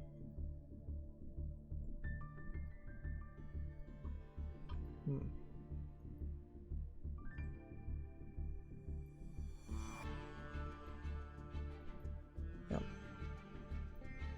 Well, it's 20th century Warsaw. That's where it's set in. Okay, we'll make a YouTube short on that. Homeworld 3 has a War Games trailer if you want to check that out on Gamatsu. And then Alien Hominid HD is coming to Xbox One and Xbox Series, Switch, and PC in 2023. Which, okay.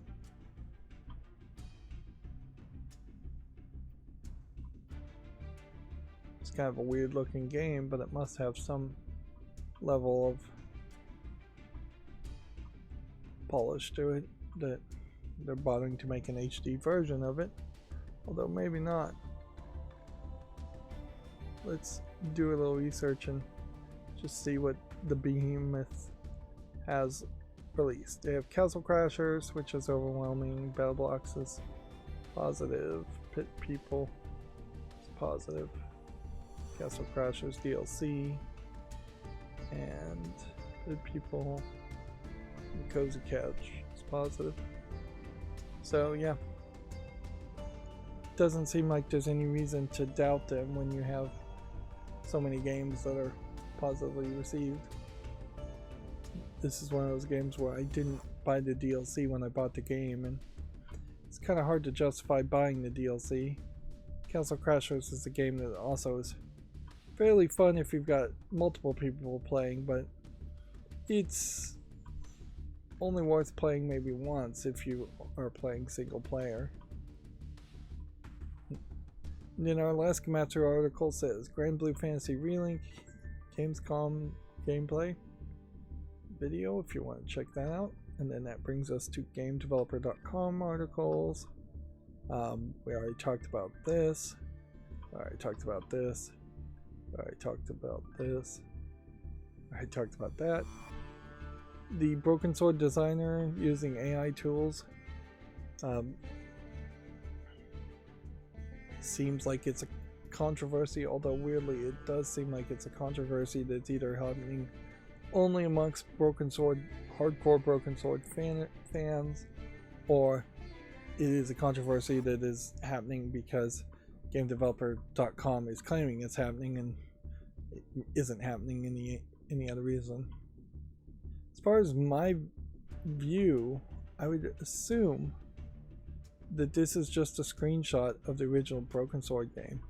It would be weird if it turned out that all of this green framework here on the side actually been added. But yeah, I wouldn't be super surprised if the original game was perhaps a somewhat widescreen part of this, and you walked to the left and right and the screen would scroll, and there might be an AI that is adding the chandelier and the green framework and the chairs and everything on the edges to just make it a wider image.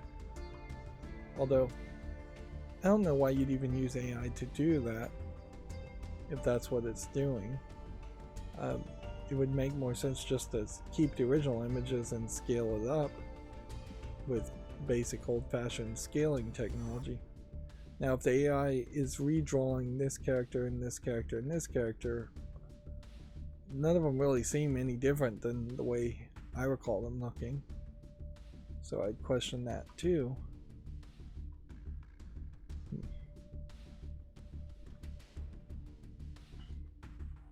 So I'll be very interested, I guess, to see some shot-for-shot comparisons between the original Broken Sword, and seems like they're trying to make 4K images scaled up. Although inherently, it is worth also pointing out that the Broken Sword series has done a pretty terrible job of being consistent with its art style after Broken Sword 2. Like, Broken Sword 3 tried to go 3D. Broken Sword 4, I think, was still 3D of a different generation, so it looked a little bit better, but it still wasn't very good looking. And then Broken Sword 5, which just creates a weird situation where that's a fairly forgettable game, went back to 2D art, but is many years separated from Broken Sword 2 or Broken Sword 1 as far as the artwork. And there's been several versions, I think, of Broken Sword where they've changed the audio setup. It kind of feels like the Broken Sword people are constantly tinkering with something that shouldn't be changed. And I don't really think that a game like this really needs to be in 4K upscaled or reimagined. That seems pointless. If anything, they should just reboot the whole series and use a new artist. We already talked about Star Citizen receiving $600 million in funding. Sony apparently patented local co-op multiplayer for in-person live events, which, how in the world do you get a patent for that? That seems crazy. And then we already talked about esports not breaking even. So then that brings us to the fall list cleanup, which did seemingly work today. And the auto blur enabling. January 2022 Gentrix doesn't have any relevancy, so we can go Jello. I'd say needs more time. Jelly's Marvel League is mostly positive, although it is questionable whether there's an actual game here or whether this is something you're just supposed to use to make Marvel Racing YouTube videos, which weirdly have more success than you would think they should. But whatever. It meets the requirements barely, so I'll put it on the wish list. Ejected Rivals from May of 2023 is mostly negative with 21 reviews. January, February, March, April, May. Would have been a couple months or a month ago. Well, yeah. shouldn't just pay attention to the 21 mostly negative here, I should also pay attention to the 246 mixed reviews here. Those two combined tells me to remove this from the follow list. Right, we have an adult game here called JB Hunter Adventure, which is walking around taking photos of 3D CGI anime girl asset flips. 8 user reviews. I was hoping to see more user reviews, although in all fairness, I probably never will. This came out December 29th, 2022. I'm gonna give it some more time, but only because I'm interested to see if that turns out to be somewhat of a good game.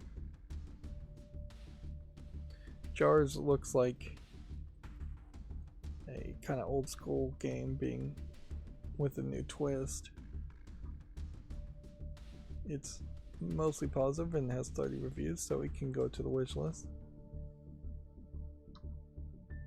And then we have a game here, an adult game called James Perk 2 from November of 2022, which is a point and click adventure game from seems Spain. Kind of like a Leisure Suit Larry parody.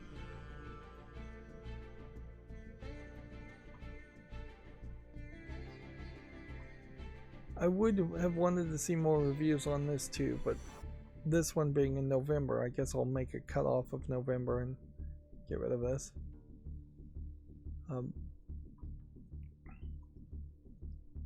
If I was going to cover the Leisure Suit Larry series, I think I already own those games and it would make some sense to do that first and then reevaluate if I can find other adult natured point and click games. Jagged Alliance 3 is positive enough by far, so I'll put it on the wish list, although it's possible it's not quite the style of game I really want to play. And then I guess Jaden and Jasmine the Curse of Deception came out in 2021, so it has no relevance. I feel like there was another Jaden and Jasmine game that was announced as a visual novel. But yeah, this one's gonna go. Yep. There is another Jaden and Jasmine game from coming out August 4th, 2023. And the relevance of the previous game highlights that this game also is irrelevant, so it's gonna go. I'm a little surprised that there wasn't a third game, actually. And then this is mixed, so it can go. And then that brings us to all the new games that have come out on Steam, and we'll try and burn through this fairly quickly. That being said, this still probably is going to be a 4-hour stream. I'm definitely not getting through things very quickly. And now would be really a time certainly to wonder if the audio being turned up as far as Yu-Gi-Oh! Playing back its music is too loud. So we have a game called The Simplest Game in the World, which doesn't look like anything. Yeah, we have something called the Command Heroes. That's the example of a game where you sell yourself short, and maybe there is actually some joke aspect to a game called The Simplest Game in the World, but I'm not willing to even entertain it. Then we have another Japanese only free to play, interestingly, visual novel, which definitely highlights that we are getting more and more Japanese centric PC gamers. We really never saw anything like this. This does feel like it's a fairly weird game though. Next we have a game called Smells Like Burnt Rubber, which I might have wanted to dismiss because it's a little low polygony here with the characters, but I'll be cautious and give it a follow. Legendary Slide.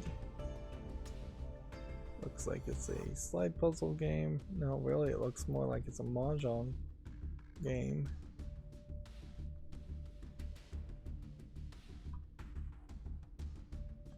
I'll give this a YouTube short, but I'm not going to put it on a follow. Mousy is a 3D platformer that might be something. It looks polished enough. Saviol looks like a dark screenshot horror game, which I'm still fairly willing to dismiss dark screenshot horror games, even if I'm being particularly overly critical. Then we have an adult game here called Bareback Reincarnation. It's just that easy to brave a different world. We have some flat 2D colorful anime ladies being shown, and it does seem to me like it probably is some kind of RPG type game, that maybe the gameplay mechanics is you're serving alcohol against the enemies and attacking them by getting them drunk.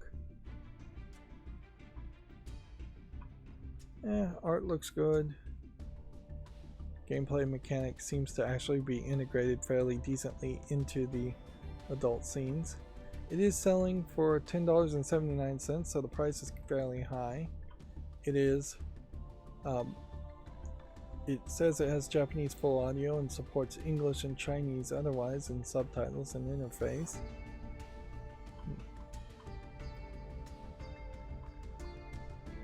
Looks like there's 4 ladies.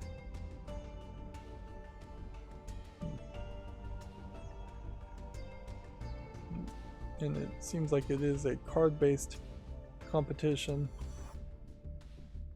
If we can show it here. You play 3 cards and then they all compete against each other, and then that does some damage to the character that you're fighting against.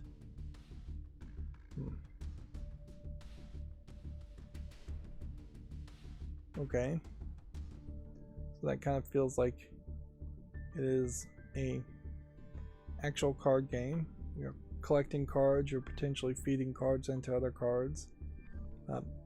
I'd almost wonder if this is a mobile game that they're actually putting some effort into and they're just porting it, but notably having only 4 ladies in it is not that much. One's like a elf girl, one's like a lady with deer antlers, one's dressed in a nun outfit, one's a cat girl. Oh, it's not deer antlers, it's a dragon lady. She has a tail too. Next game is also in the adult section, so it feels like we're getting bundling again, and this one's just called Skinny Girls, and I think this is probably from that same publisher. We're doing very simplistic things. 2D, perhaps slightly more natural skin tone color palettes, so it doesn't feel 100% anime. Taller ladies. I suppose I probably should just use lady when I mean taller, slightly older looking, not in that kawaii style that a lot of anime is in. But as far as what the actual game is, like the other games where I've seen like this, there's nothing in the screenshots to even know. They say it's a classic memory game in the description.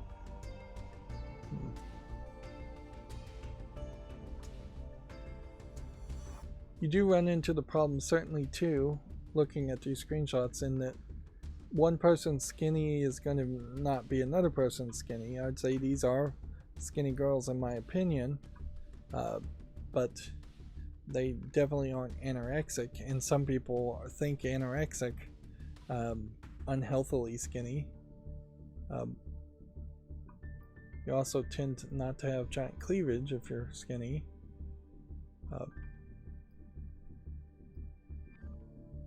I would say a lot of these girls do look too skinny for their own good, in that ribs are showing.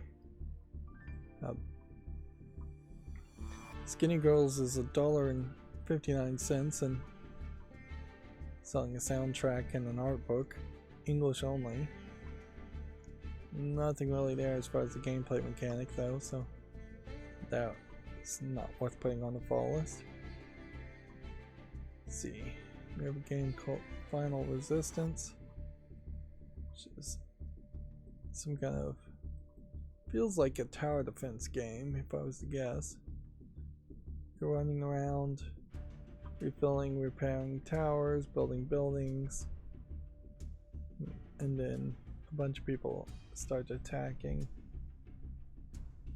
Yeah, I would say this is probably not enough of a game for me to put it on the fall list. It is English, Chinese, and Japanese, and I suspect it's probably a somewhat cheap Chinese game, selling for a fairly high price at $5.09. If this was 79 cents, it would make a lot more sense.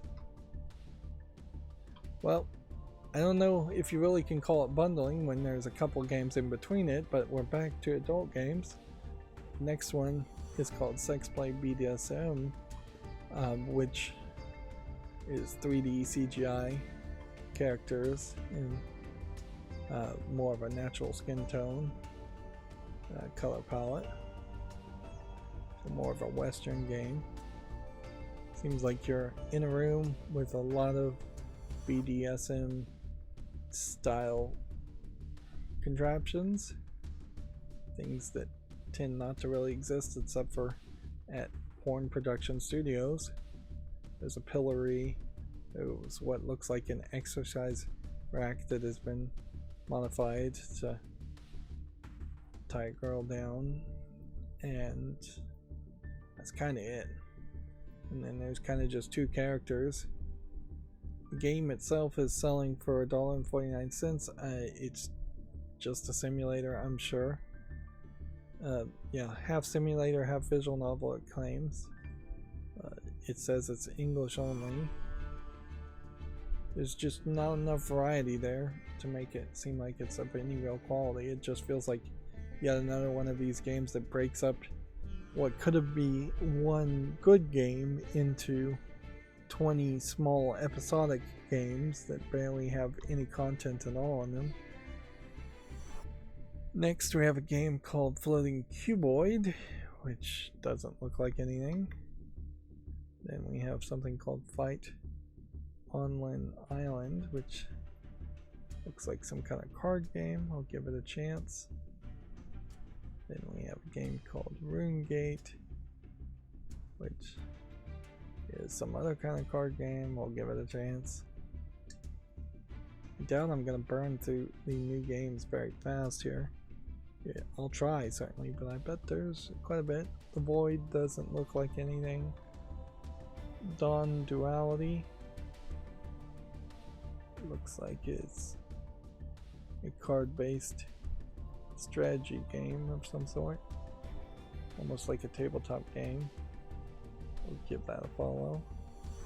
And then we're back to an adult game, which, yeah, I can't really claim bundling when there's so many separating sections, although it's all being bundled to the Friday point. So this next game is called Club Hentai Girls Love and Sex, Girls, Love, Sex. It seems to me like it is, at least in part, a management game. They're showing off 3D colorful characters of more of a Western style. I would say there's basically no anime influence in the characters at all. or very little. They can be focused on, and you can interact with them and talk to them, which that's more gameplay than you expect in most games. And so it kind of feels like it's a management game where you're managing either strippers or prostitutes. It looks like they're probably both, but then there's also an element where you're just managing the resources of a strip club, and there's tables and you're having drinks delivered to the tables and things like that. Now weirdly, none of the characters look particularly interesting, and so that would be the thing you were selling on, is that there's 6 ladies here, and weirdly the game is selling itself for $15.99, which is way too expensive. It supports only English and Chinese, which is perhaps another red flag. They're promoting another game called Cafe Maid Hentai Edition, which hasn't come out yet. Yeah. It's really hard to trust this game to have anywhere the level of adult content you might expect, particularly for that price. That seems like it would be a dangerous investment. And in general, yeah, I don't think the characters look that good. It does seem like the characters may have some inventory where you could dress them up somewhat, but yeah, that doesn't look like anything. So moving on. Next we have a visual novel called Experimentation, which has some interesting screenshots but a lot of background images too. So I'll probably be a little generous and put this on the fall list, but I'm not going to make a YouTube short on it because it just doesn't seem to be telling you much. 5 short stories in a visual novel is probably not worth paying any attention to. It's 84 cents. It's English and Russian, which is a red flag.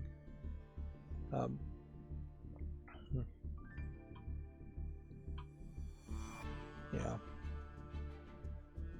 I would have a real hard time justifying playing a visual novel that doesn't even have a single story. That's one of the good things about visual novels, is that if you're buying a visual novel, you're getting that one story, and you probably have heard some reviews already about whether that story is good or not.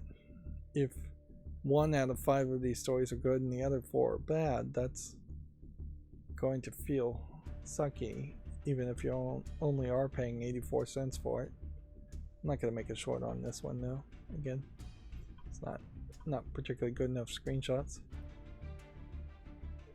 Joy-N Help Me might be something. Panda Choice Mahjong, I think we can say no to that. House Flipper Pets VR, already mixed in its reviews. So, but I guess I'll make a YouTube short around that. It did come out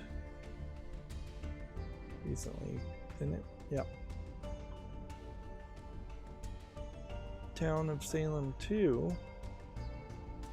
It's a game that's already on my fall list, which I guess means, since it's very positive, must have come out of early access, I will put that on the wish list.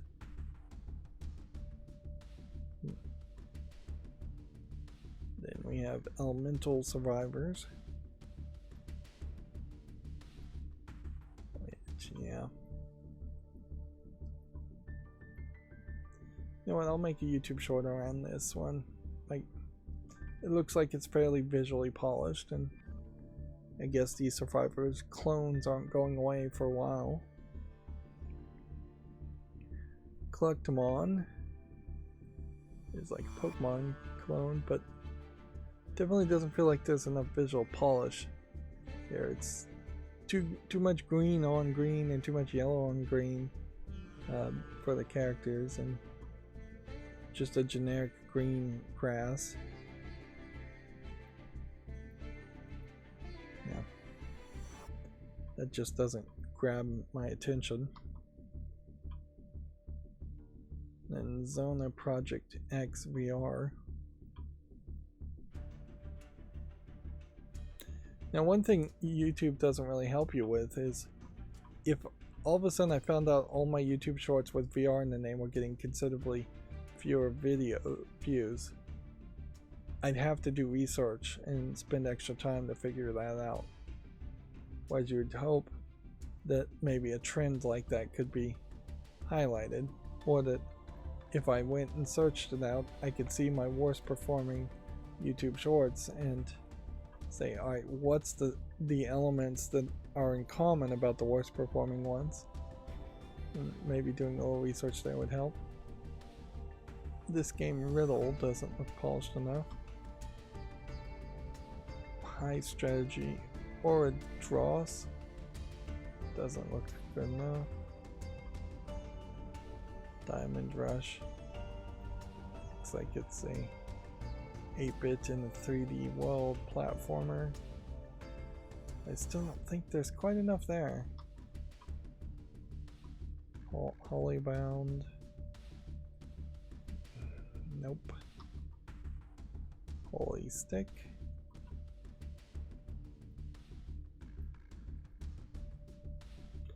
This art looks way too weird, so that's gonna be a nope. Blood of a Demon is dark screenshot horror game. The Camp, probably another dark screenshot horror game. Kodama Battles.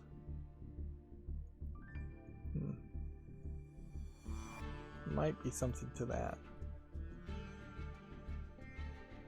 We have another hidden object game. I'll make a short on that. Bee Island.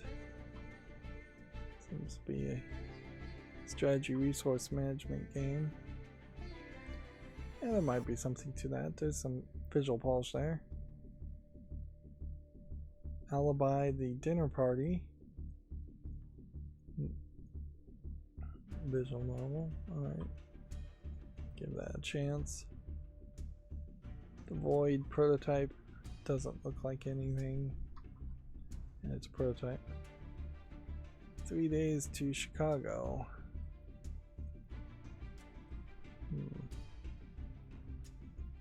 No, I'll be generous and give this a follow, but I'm not gonna make a short on it. This art style looks too weird. Seas of Katotone, or however you pronounce that. It's probably nothing, but whatever. Demolition Party. Might be something. Trying to just move very fast here and trying to be fairly generous. Time and time again, strategy game. It looks too complicated. The Rewind Factory looks too low polygon. Pure gore. Honestly though, regardless of how fast I move at the end, if I'm already 3 hours before I even start looking at games, then nothing's gonna fix that problem. Warbox Arcane is gonna be a nope. I think we can pretty easily say no to Precision also. Revengard.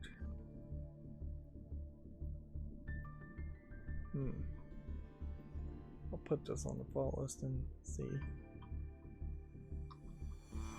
Always though, I'm being fairly unfair by saying I'm gonna put something on the fall list and then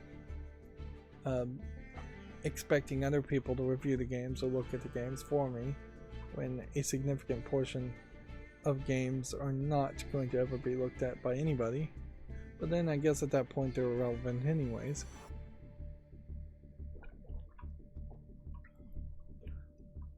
Next, we have yet another adult game. They definitely seem to always want to come around over the weekends, called Maid Cafe. Here you have some colorful anime girls um, with fairly large breasts. And let's see, over 30 girls, it says.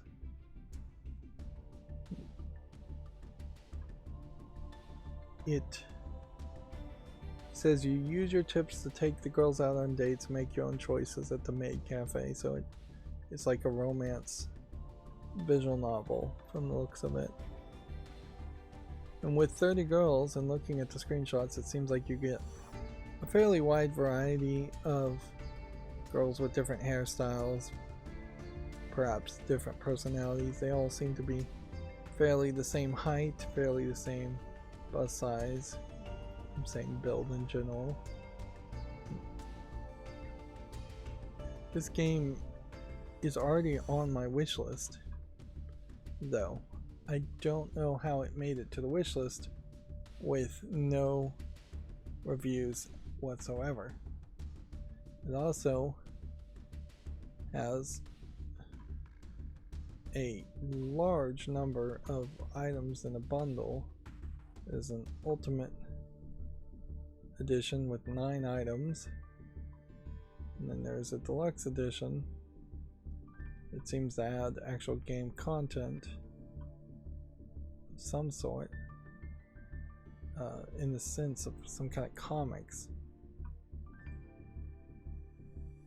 It says it's English with full audio. It's possible that this game is actually fairly complicated as far as the dating of characters.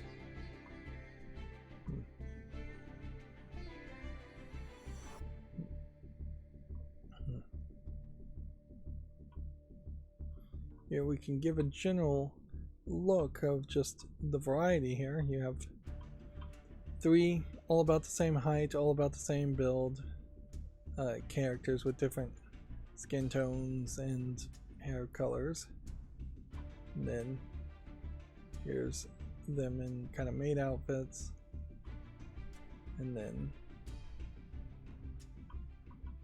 at some point there's some devil characters that feel like they may have been added at some point too.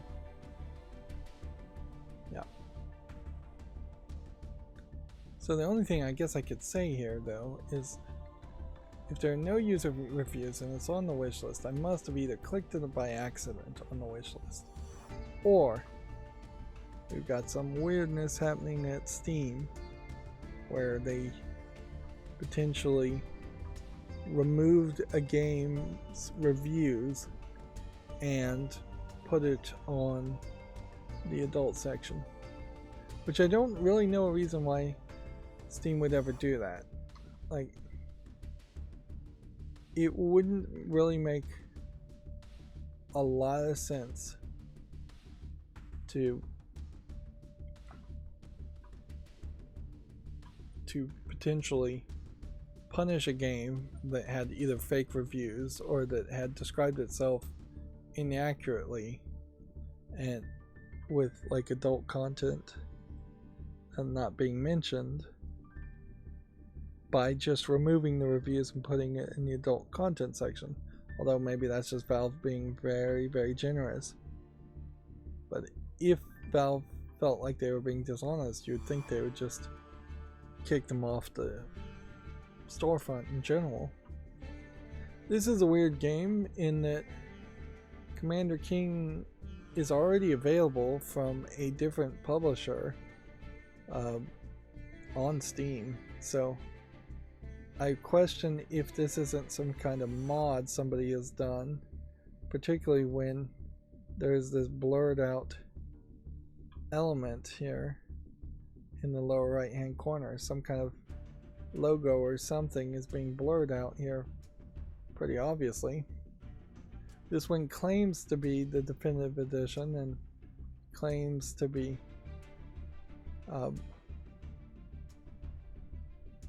in widescreen. This is a lost episode of Keen Dream. The game structure has been reworked to make the game more modern experience without sacrificing the original charm. One of the problems about Commander King originally definitely is it's just not very playable these days. Alright, well, I guess I'll put this on the follow list and maybe you'll get some new content here. Commander Keen was one of the games that came out with the Gravis gamepad when that was there, so that was one of the earliest gamepad style joystick controllers you could have for PC gaming, and Commander Keen was also developed by the teams that later on I think worked on Duke Nukem, as crazy as that may sound. And so Commander King is the prototype concept of the original Duke Nukem 1, which eventually evolves into Duke Nukem 3D, or arguably it doesn't really evolve into Duke Nukem 3D as much as it gets replaced with Duke Nukem 3D, which is much more of a Doom clone. Then the last game looks like we have, it's called The Devil's Base, which I could see myself dismissing this as a dark screenshot horror game, but I'm gonna give it a chance. Directly dealing with a devil instead of just generic evil is a little bit more of a bold attempt. Alright, and that's gonna be it for this stream. We didn't go 6 hours, at least. We did end up going 4 hours and 12 minutes. As always, I ask you to like, share, subscribe, comment, and watch every second of my videos. If you want to support me further, there's some links down below in the description box. Thank you for watching. Have a good evening.